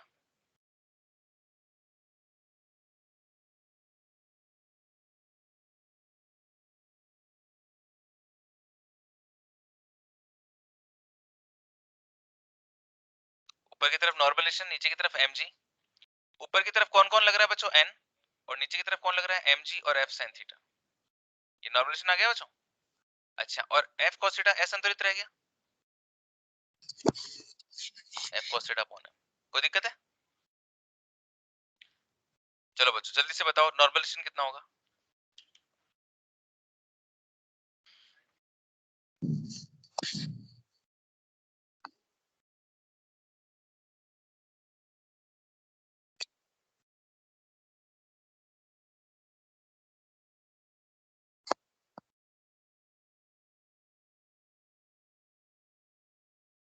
Okay my dear students, f1 का घटक कितना हो जाएगा? f1 sin alpha, f2 cos beta, नीचे की तरफ mg, और ये normal reaction n plus f2 cos beta plus f1 sin alpha बराबर mg, तो n बराबर हो गया mg minus f2 cos beta minus f1 sin alpha. कितने बच्चों का करेक्ट हुआ है? बहुत बढ़िया बच्चों, वेल डन। बच्चों देखो, ये दो ब्लॉक्स हैं, एक 5 केजी का, एक 2 केजी का, उस पर 14 न्यूटन का बल लगाया, त्वरण कितना आ गया बच्चों? 2। सबसे पहले मैं आपसे क्या पूछ रहा हूँ बच्चों? त्वरण। त्वरण बराबर क्या होता है? बल बटे द्रव्यमान। बल कितना है? 14, और 5 और 2 कितना होता है? 7। 14 में 7 का भाग लगाते कितना आता है बच्चों? 2 आता है। तो ये कितना आ गया? 2 मीटर पर सेकंड स्क्वायर। मैंने फोर्स अपॉन मास कर दिया बच्चों, ये आ गया अपने पास में 2। बच्चों अब अगला पोर्शन है कि देखो ये 5 किलोग्राम के ब्लॉक पे आप ऐसे फोर्स लगाओगे, तो हिमांशु ये 5 किलोग्राम का ब्लॉक जाके इस 2 केजी वाले ब्लॉक को पुश करेगा नहीं करेगा? ये इसको पुश करेगा और ये भी इसको पुश करेगा। तो अगर मैं इसका फ्री बॉडी डायग्राम बनाता हूँ बेटा, तो क्या मैं ऐसे बना सकता हूँ? ये 2 केजी, ये 5 केजी, ये 14 न्यूटन, इसने इसके ऊपर बल लगाया और इसने इसके ऊपर बल लगाया, ऐसे लगाएंगे ना? ये इधर एक्सेलरेट होगा, ये इधर एक्सेलरेट होगा। बच्चों 2 केजी के ऊपर जो बल लग रहा है वो कितना लग रहा है? n। तो अगर इसके लिए मैं फोर्स की इक्वेशन बनाता हूं तो टोटल फोर्स बराबर मास इनटू एक्सेलरेशन। इस पे एक ही तो बल लग रहा है बच्चों, n। इसका मास कितना है? 2, और त्वरण कितना निकला था? 2। तो मेरा आंसर कितना आ गया? 4 न्यूटन। बच्चों सेम आंसर मैं इससे सॉल्व करके भी निकाल सकता हूं। बच्चों इस वाले ब्लॉक के ऊपर टोटल फोर्स बराबर क्या होगा? Mass into acceleration. एक बात बताओ बच्चों, इस ब्लॉक के ऊपर इधर से कितना लग रहा है? 14 न्यूटन, इधर से कितना लग रहा है? 9 न्यूटन। बताओ 14 ज्यादा कि n ज्यादा? पक्का श्योर? क्यों? क्योंकि सिस्टम इस तरह मूव कर रहा है, तो इसलिए बड़े में से क्या घटाऊंगा? छोटे को। तो मैंने 14 में से n को घटा दिया, ये नेट फोर्स बच गया। तो ये मैंने लिख दिया 14 माइनस n बराबर मास इनटू एक्सेलरेशन। तो n बराबर 14 माइनस 10, n बराबर 4 न्यूटन। इधर से भी उतना ही है, लेकिन इधर से करने के लिए मुझे बहुत मेहनत करनी पड़ी बच्चों, और इससे कम मेहनत करनी पड़ी। तो जिसके ऊपर कम फोर्सेस लग रहे हो आप उसका फ्री बॉडी डायग्राम बनाए सबसे पहले, उसके लिए इक्वेशन बनाए, वहीं से अगर आंसर निकल जाता तो बेटर है, नहीं तो फिर इस पे आए। बच्चों एक सवाल मैं आपको देता हूँ, अब की बार मैंने फोर्स इधर से लगाया, त्वरण भी बताना और इन दोनों के बीच में यहाँ पे फोर्स भी बताना।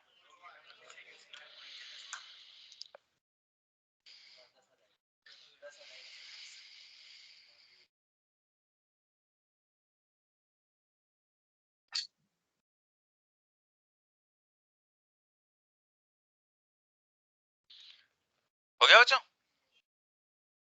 मेरा बच्चा, प्यारा बच्चा, समझदार बच्चा।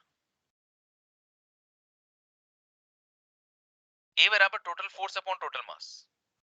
फोर्स कितना है बच्चों? 14, और मास कितना है बच्चों? 7। एक्सेलरेशन अभी भी 2 मीटर पर सेकंड स्क्वायर। और अगर मैं फ्री बॉडी डायग्राम बनाता हूं तो बच्चों 5 केजी का बना लूं, काम आसान हो जाएगा। 14 में से इनके बीच में जो नॉर्मलाइजेशन लग रहा है वो ऐसे होगा, और एक्सेलरेशन इस तरफ आएगा। टोटल फोर्स बराबर मास इनटू एक्सेलरेशन। ये कितना लगा बेटा? n। ये 5 इनटू a। a का मान कितना है बच्चों? 2, 10 न्यूटन। कितने बच्चों करेक्ट हुआ है? बहुत बढ़िया। बच्चों पहले इस क्वेश्चन में क्या अंतर था? पहले इधर से बल लग रहा था, अब इधर से लग रहा है। पर पहले उत्तर 4 न्यूटन आ रहा था, अब कितना आ रहा है? 10 न्यूटन। मतलब फोर्स किधर से लग रहा है ये एक बहुत बड़ा फैक्टर होता है। आपका नाम क्या है? आपका आपका हाँ जी राजेश। इससे पहले मैंने आपका नाम पूछा कभी? आप तो राजेश हो, और राजेश के पीछे आपका नाम पूछा मैंने कभी आपको? नरेंद्र। नरेंद्र आप वही हो जो नंद किशोर के साथ मैंने इसका नाम पूछा था, है ना? आपका दोनों का साथ ही पूछा था। तो नंद किशोर नहीं आया यहाँ पर, तो नरेंद्र, पूरा नाम क्या हुआ? नरेंद्र गुज्जर। गुज्जर में एक स्वेग है नहीं? गुज्जर, मतलब नरेंद्र गुज्जर में नहीं, नरेंद्र गुज्जर। गुज्जर तो नरेंद्र गुज्जर नेक्स्ट 5 केजी के ऊपर तूने, आज तेरे को बहुत मजा आ रहा है एक्चुअली आज, मतलब तेरी आंखों में जो है ना खुशी का एहसास है, एक अलग ही चमक है, बहुत एक हैप्पीनेस, एक शीतलता। बोले भाई तू बैठा बैठा आंखें देखता रहता है? जरूरी है, मुझे देखनी पड़ती है कि मेरा जो बच्चा है, मेरा जो स्टूडेंट है वो कैसा रिस्पॉन्ड कर रहा है ना, ये तो मेरे को देखना बहुत जरूरी है, तभी तो मैं उससे आउटपुट निकलवा पाऊंगा, है ना? तो ये चीज है।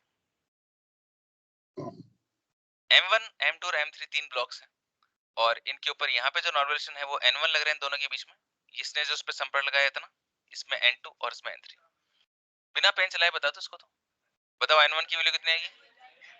M1 जी, बिल्कुल सही। बच्चों यहाँ पे जो प्रेस करेगा इसको, वो जो फोर्स होगा वही तो N1 है।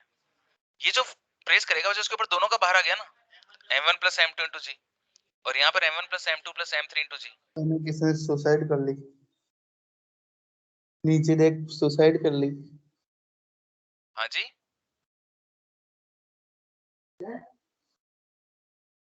क्या विशाल बोल रहा है क्या? वो सर मैं नहीं बोल रहा हूँ, तो एक बंदा बोल रहा है कि आज एक हैं? मेडिकल छात्र, क्या सर बेटू? वो तो कोई और बोल रहा है आज मेडिकल छात्र ने बाड़मेर में फांसी लगा ली सर। अच्छा इस टाइप की बात बोल रहे हो? अरे तुम ऐसी बातें मत किया करो यार, नहीं तो ऐसे न्यूज न्यूज पढ़ा करो क्या, ठीक है ना? चलो हिम्मत रखो, क्या ऐसी छोटी छोटी चीजों पे घबराते हो यार, और तो है ना, बहुत कुछ करना है अभी तो। चलो आगे बढ़ते हैं, मजे तो नहीं ले रहे तुम लोग मेरे? हम्म?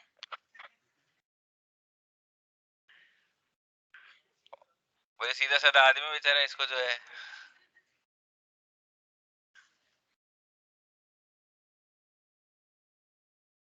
प्यारे प्यारे बच्चों इंक्लाइन प्लेन की बातें कर रहे हैं। बच्चों नत्तल है, बेटी आपका नाम क्या है? सुमन मीणा। मिस सुमन, ये जो एम ब्लॉक है, ये एम ब्लॉक किधर जाएगा, ऊपर नीचे इधर या इधर? नीचे जाएगा। वो कौन है जो इसको नीचे की तरफ लेके जा रहा है? आइए देखते हैं।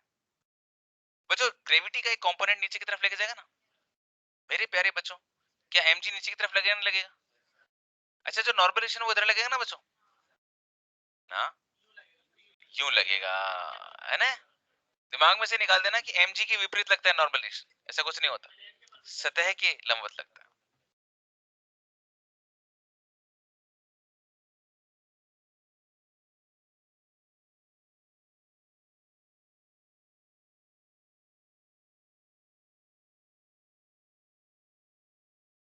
ये n आएगा ना ऐसे, ये mg आएगा ना।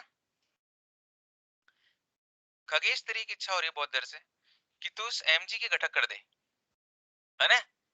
क्योंकि तू देखता है, तू हमेशा क्या करता है, कोई भी क्वेश्चन करते समय सबसे पहले चेक करता है कि गुरुजी गति किधर हो रही है। जिधर भी गति हो रही है तो तू क्या करता है, उस एक्सिस को x मान लेता है, और उसके लंबवत जो आता है उसको y मान लेता है। आज हम वही करेंगे जो खगेश करता है बच्चों। खगेश ऐसे करता है, उसके बाद में खगेश ऐसे करता है। फिर खगेश क्या सोचता है कि 90 डिग्री का कोण है, ये थीटा है, तो ये 90 माइनस थीटा है। खगेश को पता है पूरा 90 है, तो ये थीटा हो गया।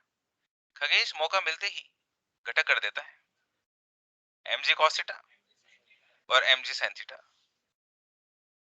घटक करने के बाद में भी खगेश रुकता नहीं, वो देखता है कि सिस्टम किधर मूव कर रहा है।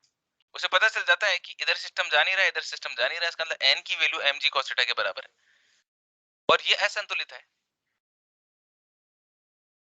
खगेश जो बैलेंसिंग चीज होती है ना, उसको तो बराबर कर देता है, और उसकी आंखों में उस समय चमक आ जाती है जब असंतुलित बल दिखाई देता है उसको, क्योंकि असंतुलित बल दिखते ही उसको त्वरण मिल जाता है। ए बराबर कितना आ गया, g sin थीटा। कोई भी बॉडी बच्चों, कोई भी बॉडी जब वो नीचे की तरफ फिसलती है बच्चों इस तरह से इंक्लाइन प्लेन पे, तो उसका त्वरण कितना होता है बच्चों, जी साइन थीटा।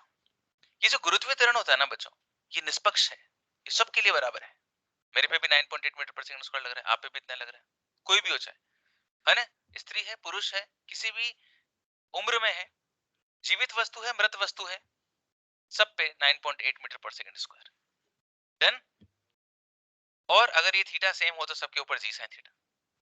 तो आज के बाद तेरी गलियां मेरी हो गई। ए बराबर कितना है बच्चों, जी साइन थीटा।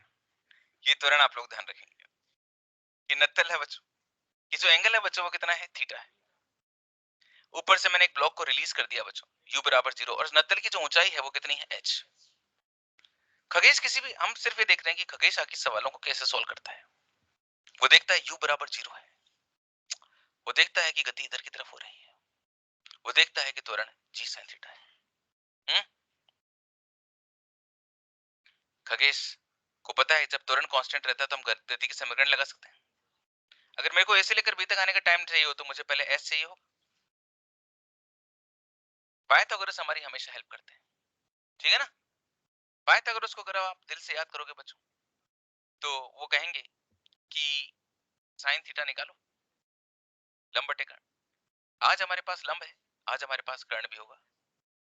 h बराबर h upon sine theta, h upon sine theta. u बराबर कितना है बच्चों, 0। त्वरण कितना है प्यारे बच्चों, g sine theta into t square. T square बराबर हो गया 2h upon g sine square theta, and this is 1 upon sine theta root 2h upon g. प्यारे बच्चों ये सूत्र आया हमारे पास। क्या इसके जैसा मिलता जुलता सूत्र कभी पहले देखा, रूट 2h अपॉन जी।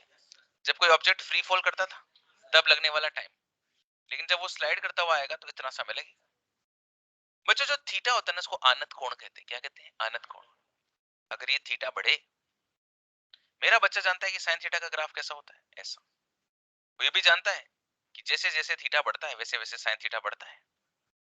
थीटा बढ़ने पर साइन थीटा बढ़ता है बच्चों, और जब साइन थीटा बढ़ेगा तो टी ए बी क्या होगा, कम होता जाएगा। जितना ज्यादा आप आनत कोण करोगे बच्चों, समय उतना ही कम होता जाएगा, फास्ट पहुंचेगा। ओके मेरे प्यारे बच्चों, अगर मैं ए से लेकर बी तक गति की तीसरी समीकरण लगाना चाहूं, u बराबर 0 है तो नीचे पहुंचने पर उसका वेग कितना होगा, रूट 2as। प्यारे बच्चों a का मान कितना है, g साइन थीटा, और s बराबर कितना है, h अपॉन साइन थीटा। आपके पांव तले जमीन खिसक गई बच्चों। v बराबर कितना है बच्चों, रूट 2gh। आपने सोचा यार ये क्या हुआ, जब मैं ऐसे गिराता था तभी भी रूट 2gh, और मैंने ऐसे गिराया तो भी रूट 2gh, और टाइम अलग अलग आ रहा है, ये क्या बात हुई। या तो सब कुछ बराबर आना चाहिए था, मुझे सूत्र याद करने में आसानी रहती। अभी तो मुझे कंफ्यूज कर रहे हैं गुरुजी। तो बच्चों वेग समान रहता है और टाइम क्या होता है, अलग अलग होता है। बच्चों प्रकृति के अंदर होने वाली घटनाओं को हम लोग आपस में कनेक्ट भी करते हैं। कोई भी चीज जब h हाइट से गिरती है ऐसे, और जब जमीन पर पहुंचती है तो वेग रूट 2gh होता है। जब फिसलती हुई आती है तो भी रूट 2gh आता है। अगर इसमें पाथ को ऐसे कर दूं तो भी रूट 2gh होता है, और अगर पाथ इर्रेगुलर हो तो भी रूट 2gh होता है। ये वो बात हो गई जिसको हमको गांठ बांध लेनी चाहिए बच्चों, ठीक है ना। आप क्या करो, बात को गांठ बांध लो। अगर कोई घर पे जाने के बाद पूछे ये गांठ क्यों बांध रखी, इसमें क्या है, तो बोला इसमें बात है। क्योंकि गुरु जी ने कहा था इस बात को गांठ बांध लो, तो मैंने इस बात को गांठ बांध ली। तो बोले खोल के दिखा इसमें क्या है, बोले मैं नहीं खोलूंगा नहीं तो बात खुल जाएगी, है ना। और मुझे इस बात को गांठ बांध के रखना है। ये बराबर root 2gh, root 2gh, root 2gh, root 2gh। Done बच्चों।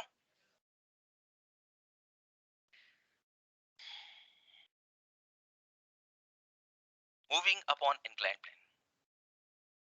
बच्चों ये बिटिया है और ये एक वस्तु को ऊपर की तरफ लेके जा रही है, और ये बिट्टू है, ये भी एक वस्तु को ऊपर की तरफ लेकर आ रहा है। जब बिटिया इस चीज को ऊपर की तरफ लेके जाती है तो उस वस्तु में स्थिति ऊर्जा स्टोर होती है, पोटेंशियल एनर्जी। वो हम ऐसे कहते हैं ना कि तेरे में बहुत पोटेंशियल है विशाल, तू कर दिखाएगा, है ना। पोटेंशियल का मतलब क्या होती है, ताकत। जब आप इसको ऊपर की तरफ लेके जाओगे तो बच्चों ताकत पैदा होगी। जो जितना ज्यादा ऊपर ले जाएगा इसका मतलब उसमें उतनी ताकत पोटेंशियल एनर्जी बोलते हैं इसको, स्थितिज ऊर्जा। तो बच्चों क्या होता है कि पोटेंशियल कब डेवलप होता है? देखो ग्रेविटी किधर लेके आना चाहिए थी? नीचे। जब हम ग्रेविटी के अपोजिट जाते हैं ना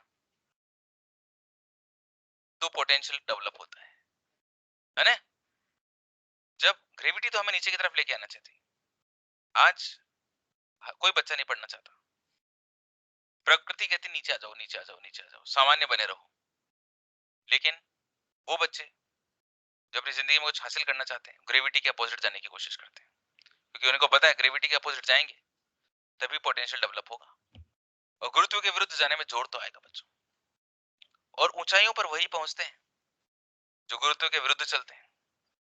जो गुरुत्व के अनुदिश चलते हैं वो तो फिर यहीं रह जाते हैं बच्चों, नीचे आ जाते हैं जी साइन थीटा से। अगर आपको ऊपर जाना है तो इसके विरुद्ध जाना पड़ेगा। अब जब आप इसके विरुद्ध जाओगे बच्चों तो आपको mg sin थीटा नीचे की तरफ खींचेगा, और वही क्या बन जाएगा? आपका मंदन। ऊपर की तरफ जाने पे देखो बच्चों तकलीफ तो होती है, पसीने भी छूटते हैं। एक वस्तु को मैंने u वेग से ऊपर की तरफ फेंका, इसका ऊपर इतना जाना इतना आसान नहीं था क्योंकि इस पे g sin थीटा नीचे की तरफ लग रहा है। अब g sin थीटा इस पे मंदन का काम कर रहा है, त्वरण का नहीं कर रहा, क्योंकि वो वेग के विपरीत है। मेरा बच्चा, प्यारा बच्चा मुझे बताएगा कि कितनी दूरी पर जाके ये रुक जाएगा। बेटू व्हाट इज योर नेम? विकास। पूरा नाम? Gujjar. What is your name? Sumit Kumar. Mister Sumit, क्या आपको याद है कि रुकने की दूरी का सूत्र क्या हुआ करता था? u स्क्वायर अपॉन 2a, है ना? याद है ना? तो Sumit u square upon 2a और a बराबर कितना है? g sin theta. So this is the stopping distance. And अगर मैं स्टॉपिंग टाइम पूछता हूं, रुकने का समय का फॉर्मूला कितना होता था? u अपॉन a, और a बराबर कितना है? g sin theta. ठीक है?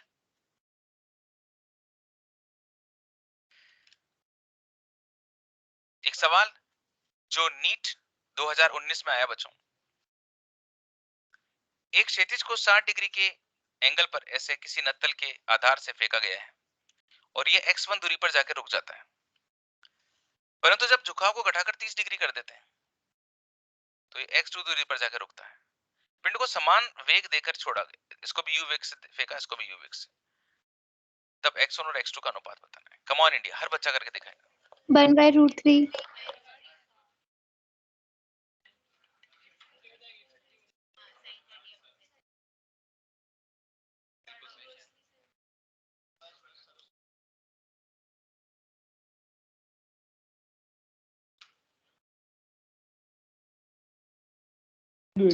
फोर्थ आएगा सर आंसर।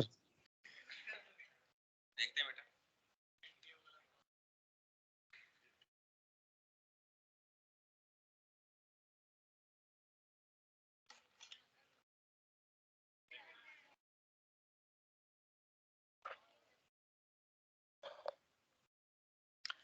प्यारे बच्चों, कितने बच्चों का फर्स्ट आंसर आ रहा है? कितने बच्चों का सेकंड? कितने बच्चों का थर्ड? कितने बच्चों का फोर्थ आ रहा है? बच्चों x की जो वैल्यू है स्टॉपिंग थर्ड आ रहा है distance u square upon 2g sin theta, ये फॉर्मूला है ना बच्चों। दोनों को समान चाल से फेंका है, 2 कांस्टेंट g कांस्टेंट। अब बच्चों इतने सारे जब सूत्र बताए जाते हैं उनमें से कितने बच्चों को ये प्रोफाइल याद है या फिर वो एग्जाम में नया प्रोफाइल बना सकता है? वो वही जीतेगा बच्चों। x1 अपॉन x2 बराबर sin theta 2 upon sin theta 1। My dear students, पहले जो एंगल है वो कितना है? 60 डिग्री, और अब कितना है? 30 डिग्री। मेरा बच्चा, प्यारा बच्चा जानता है कि ये हाफ √3/1/√3। अंडरस्टैंड? वेल डन बच्चों, बहुत अच्छे। तनाव, अब आपकी जिंदगी में तनाव आने वाला है ना? बच्चों तनाव जो होता है ये रस्सियों में पैदा होता है। कहते हैं कि तनाव रस्सियों के अलावा कहीं पैदा नहीं होना चाहिए, और हम बाकी हर जगह पे तनाव पैदा कर लेते हैं, है ना? तो तनाव हमेशा रस्सियों में पैदा होना चाहिए। जो हमारे दिमाग में कभी कभी डेवलप हो जाता है वो नहीं होना चाहिए, थोड़ा बहुत होना भी चाहिए, है ना? तनाव होगा तभी तो फिर आगे बढ़ने की सोचेंगे हम। बच्चों एक बात का हमेशा ध्यान रखना कि जो डोरियां हम लोग लेंगे, ये सारी डोरियां क्या होंगी बच्चों? द्रव्यमानहीन होनी चाहिए। द्रव्यमानहीन होती है। जब तक गिवन नहीं हो ये कैसी होती है, द्रव्यमानहीन। ये डोरी है बच्चों, ढीली ढाली सी, एक डोरी ढीली ढाली सी। इस डोरी के नीचे मैंने एक मास लगाया बच्चों। ये जो मास है और जो डोरी है, ये जो ऊपर छत है, ये जो छत है और जो नीचे मास है, ये लटका हुआ है बच्चों। और डोरी क्या होगी बच्चों, सीधी होगी। आपको लगता है कि सिंपल सी छत है, सामान्य सा ब्लॉक है और एक डोरी है। ये डोरी जो है इन दोनों के बीच में लगी हुई है। हम तो पढ़ते रहते हैं, बाहर घूमने भी चले जाते हैं, सो भी लेते हैं, नहा भी लेते हैं, मोबाइल भी देख लेते हैं, घर वालों से बात भी कर लेते हैं। ये छत और ये ब्लॉक क्या करे बच्चों, ये तो कहीं पे जा भी नहीं सकते। ये आपस में एक दूसरे से कुछ ना कुछ बतियाते रहते हैं और कहते रहते हैं। ये दोनों एक दूसरे से ऐसे कहते रहते हैं बैठे बैठे कि हम तुम चोरी से बंधे एक डोरी से, है ना। ये ऐसे बैठे बैठे बातें करते रहते हैं। तो इसके ऊपर mg बल लग रहा होता है बच्चों, और इस पे क्या लग रहा है बच्चों, टेंशन लग रहा है, टी।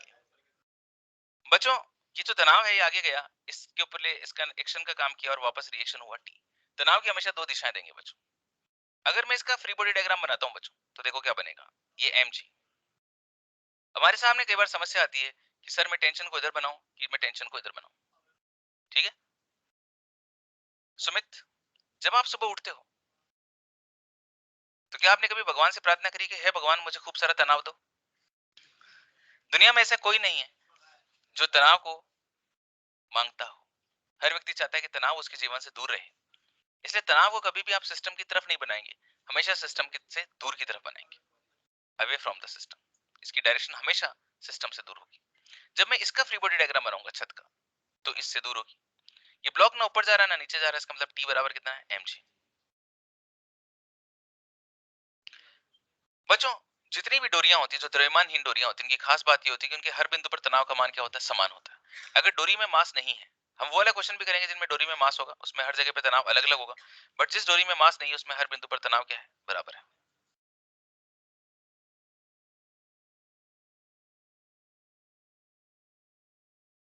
ठीक है,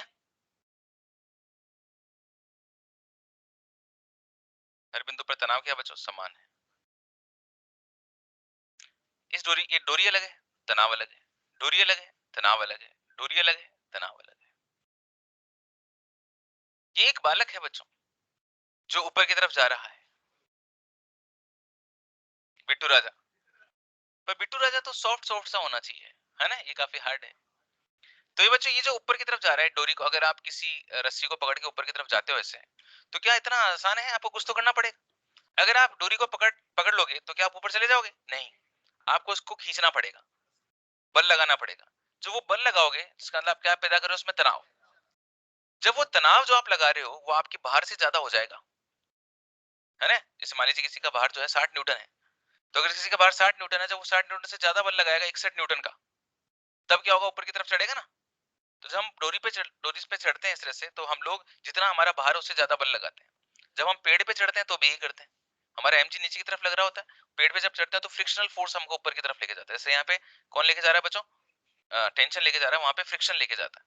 तो ये देखो हमने ऊपर की तरफ तनाव लगाया बच्चों, और हमारा जो वजन है वो किधर लग रहा है बच्चों, नीचे की तरफ। ऑब्वियसली तनाव ज्यादा है इसलिए ऊपर जा रहे हैं, अगर mg ज्यादा होता तो नीचे गिर जाते। तो बच्चों सिस्टम के अंदर त्वरण भी पैदा हुआ क्योंकि असंतुलन पैदा हुआ। इस दुनिया के सारे बल किसके बराबर होते हैं बच्चों, ma के बराबर। ऊपर की तरफ कितना बल लग रहा है बच्चों, t माइनस mg, और ये कितना बच्चों, ma। t बराबर कितना हो गया बच्चों, mg प्लस ma।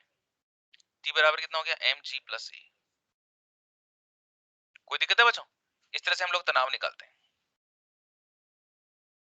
ये एक प्यारा सा, नन्ना सा, लवली सा बच्चों, उस पे जो तनाव लग रहा है वो t1 और t2 लग रहे हैं। t1 के दो घटक होंगे कि नहीं होंगे, t2 के भी दो घटक होंगे। माना ये वाला एंगल अल्फा और ये वाला एंगल बीटा, तो ये t1 cos अल्फा, ये t1 sin alpha, t2 cos beta, t2 sin beta. इसका जो वजन है वो नीचे की तरफ लगेगा। ऊपर की तरफ लगने वाले जो बल हैं t2 sin beta plus t1 sin alpha, ये किसके बराबर है, mg के, और t2 cos बीटा बराबर t1 cos अल्फा। इस तरह से हम लोग इक्वेशंस बनाएंगे, है ना।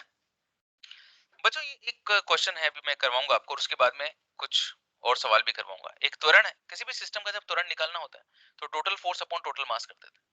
जो भी फोर्स होता है, force along the line of action, line of action का मतलब जिस रेखा के अनुदिश सिस्टम गति कर रहा होता है, उस रेखा के अनुदिश जितना भी असंतुलित बल है या वो बल जो सिस्टम में मोशन प्रोवाइड करवाता है, वो बल आप लिखिए, उसके अंदर total mass of the system का भाग लगा दीजिए, तो आपके पास त्वरण आ जाएगा। मैक फ्री बॉडी डायग्राम, सबका फ्री बॉडी डायग्राम बनाइए, किसी भी एक ब्लॉक को पिक कर लीजिए, उसके ऊपर लगने वाला टोटल फोर्स बराबर उस ब्लॉक का मास इनटू त्वरण कर दीजिए। जैसे ट्रेल के 3 डब्बे हैं बच्चों, जिनको इंजन एफ बल लगा के खींच रहा है। अब ये तो मैं करता हूं, इसके आगे वाले आप लोग करेंगे। ये इसका आपने कितना बल लगाया बच्चों? एफ।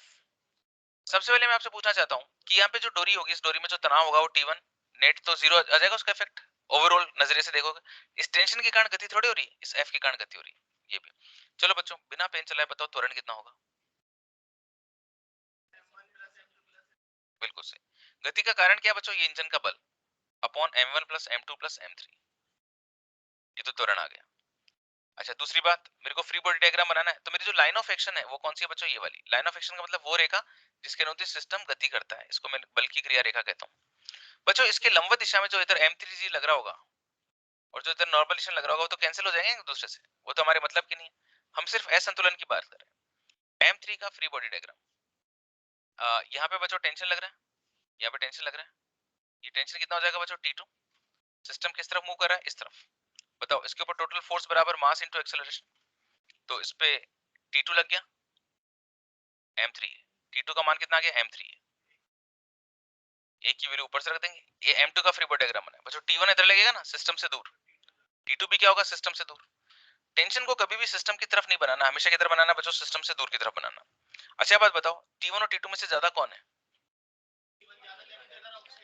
T1 ज्यादा है बच्चों, T2 कम है, इसलिए ओवरऑल सिस्टम इस तरफ जा रहा है। तो नेट फोर्स कितना हो जाएगा? T1 माइनस T2 बराबर m2 इंटू a।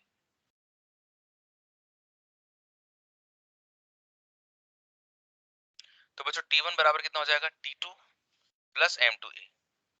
T1 बराबर, T2 की वैल्यू कितनी है?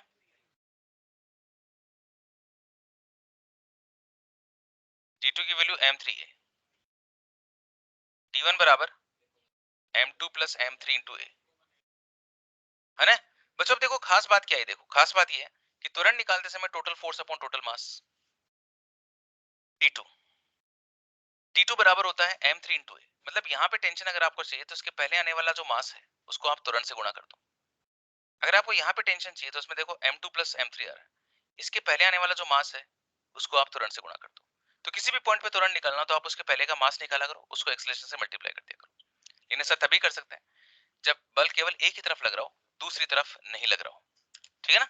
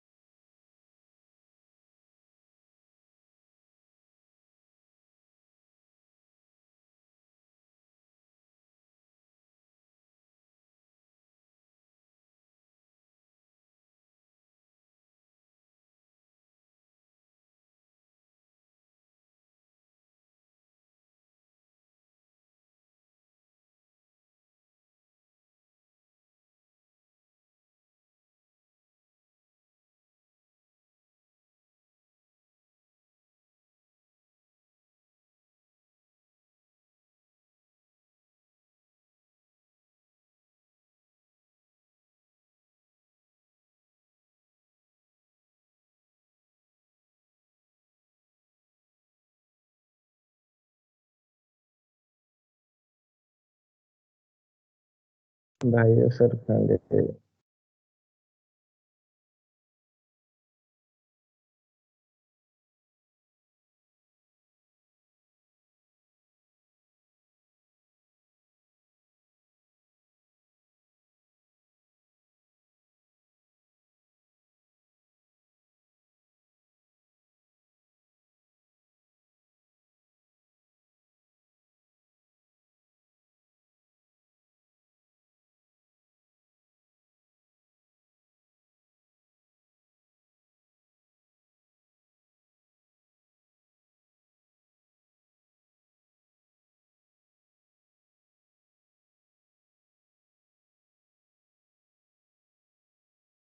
सर आवाज नहीं आ रही।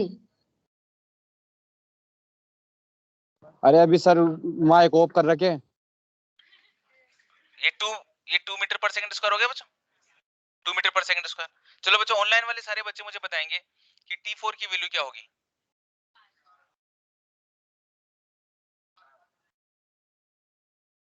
बच्चों मैंने आपको बताया कि कहीं पे भी टेंशन निकालना हो तो उसके पहले आने वाला मास इनटू त्वरण कर दो। 4 न्यूटन आ गया। अच्छा यहाँ पे टेंशन चाहिए, इसके पहले आने वाला मास कितना है बच्चों, 5 है ना, 3 और 2 5। यहाँ पे टेंशन,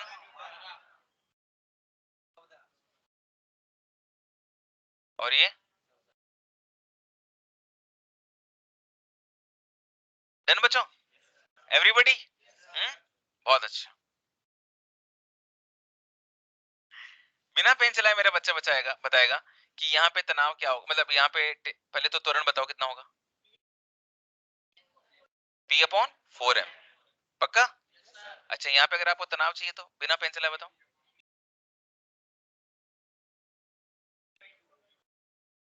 P/2 हो गया। कितने बच्चों का आंसर P/2 आ गया? बहुत अच्छे बच्चों। हाँ जी बेटू, क्या नाम है आपका? खड़े हो। पंकज बेरवा। मैंने आपसे पहली बार नाम पूछा आपका? आप रेगुलर आते हो, ऑफलाइन में आते हो? तो पंकज, सबसे पहले पंकज क्या निकालेगा, त्वरण निकालेगा। पंकज तूने क्या किया मुझे बताता था, बता पंकज। फोर्स कितना लग रहा है P और मास कितना है 4m। पंकज तेरे को यहाँ पे तनाव चाहिए। इसी बिंदु पे जब पंकज तनाव निकालता है तो वो देखता है कि उसके पहले आने वाला द्रव्यमान गुणा त्वरण कर दूं। फ्री बॉडी डायग्राम बना के भी कर सकते हो पंकज आप, और ये P/2m रख दिया। पंकज आपने m से m को काट दिया नीचे। पंकज तेरे पास आंसर कितना आ गया, P/2। पंकज तेरे लिए एक सवाल और है। पंकज बता, ये जो पूरा सिस्टम है इसमें लाइन ऑफ एक्शन ये होगी ना।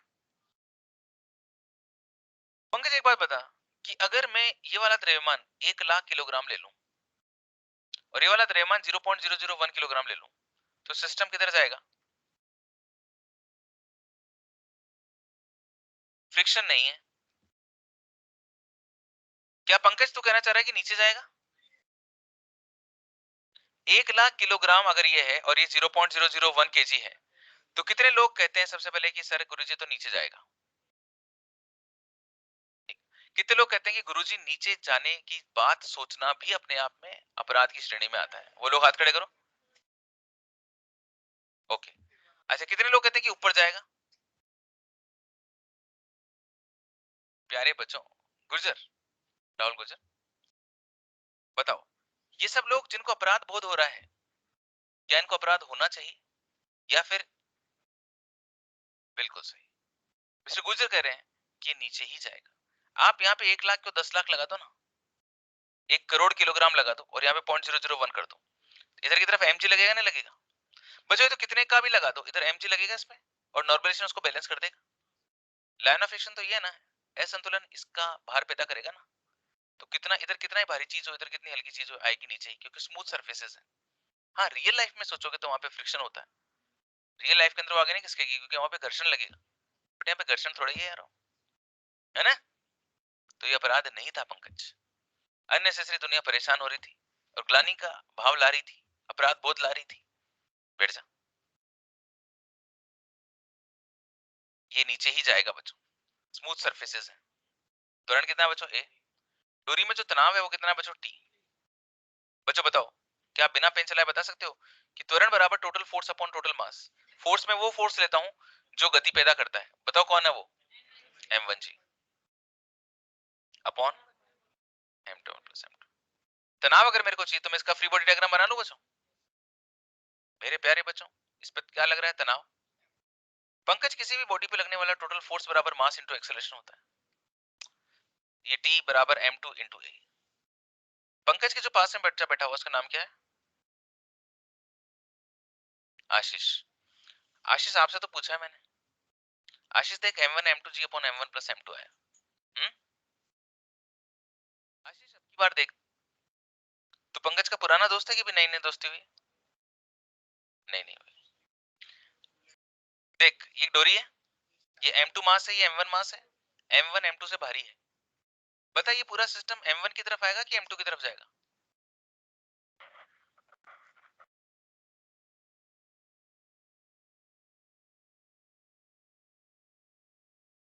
आशीष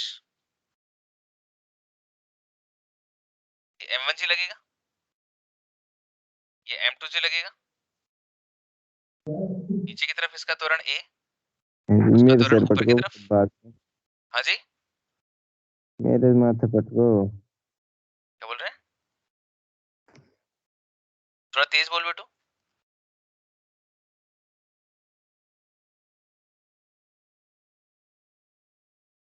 यहाँ पे तनाव कितना लगेगा बच्चों, टी। यहाँ पे तनाव कितना लगेगा, टी। यहाँ पे तनाव कितना लगेगा, टी। यहाँ पे तनाव कितना लगेगा, टी। बैठ जा आशीष। बच्चों अगर आपको त्वरण में total force upon total mass निकालना हो तो m1g भी नीचे बच्चों, m2g भी नीचे। बेटो आपका क्या नाम है, हाँ हाँ आप लालचंद, हाँ mister Lalchand. Mister Lalchand total force कितना है नीचे की तरफ,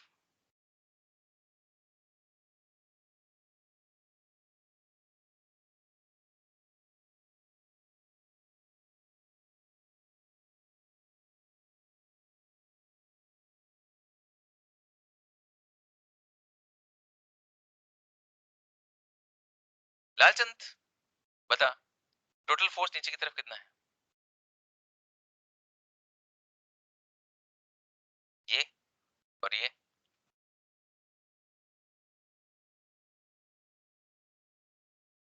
क्या m1g प्लस m2g है या m1g माइनस m2g है। कितने लोग बोल रहे हैं m1g माइनस m2g है, बिल्कुल सही। हिमांशु आप इस पे थोड़ा अपने विचार व्यक्त करें। सब लोग कह रहे हैं कि m1g माइनस m2g होगा, क्या आप इनकी बात का समर्थन करें।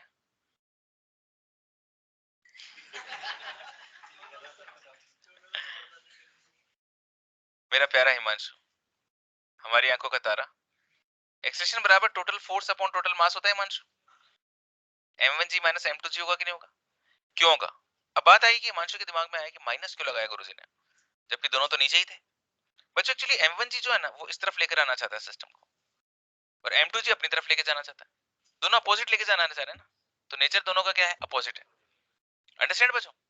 तो जो एक्सेलरेशन की जब बात आती है तो टोटल फोर्स लिखते हैं तो वो m1g माइनस m2g हो जाएगा। तो इसमें से मैं कॉमन निकाल लूं बच्चों,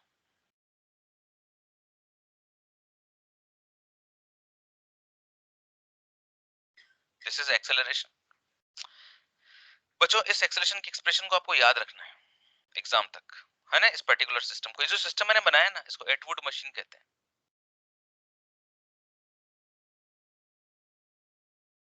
अब मुझे तनाव चाहिए बच्चों, तनाव निकालने के लिए क्या करते हैं बच्चों, अगर मेरे को टेंशन चाहिए तो किसी भी एक का फ्री बॉडी डायग्राम बनाऊंगा। लेटेस्ट मैंने इसका फ्री बॉडी डायग्राम बनाया,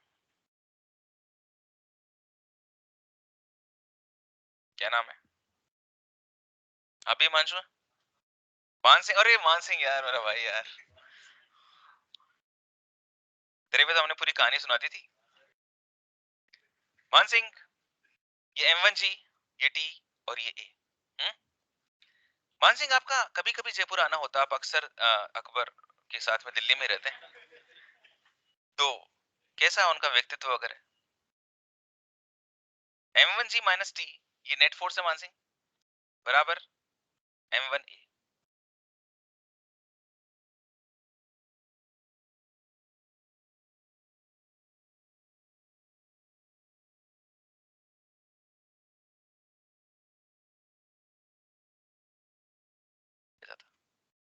M1G माइनस T बराबर M1A,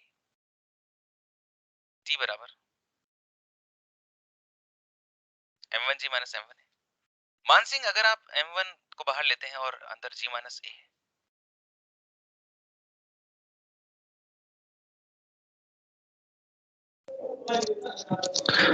सर आपका स्पीकर बार बार ऑफ हो रहा है। ये बच्चों M1G माइनस M1A, ये बच्चों M1 मैंने बाहर निकाल लिया, ये G minus A। M1 A की वैल्यू मैं पुट कर सकता हूँ मान Singh ji, M1 minus M2। बच्चों मैं राजगुरु बन गया आपसे, ये तो होता था राजगुरु। मान सिंह जी जब आप इसको सोल्व करेंगे आपको तो G लगाना पड़ेगा भाई, 2M1 M2 upon M1 plus M2 into G। मान सिंह क्या आप मुझे बता सकते हो कि तनाव का सूत्र क्या है? 5 बार बोल के बताओ।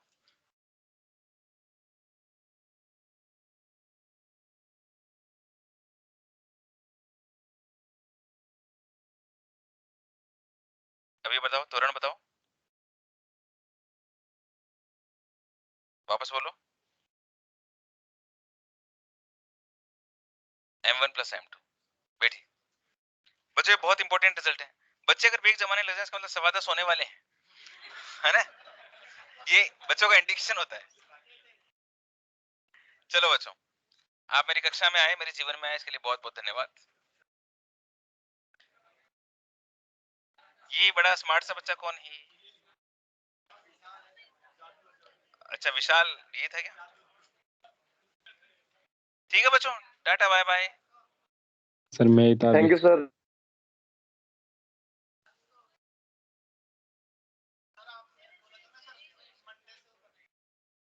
क्या?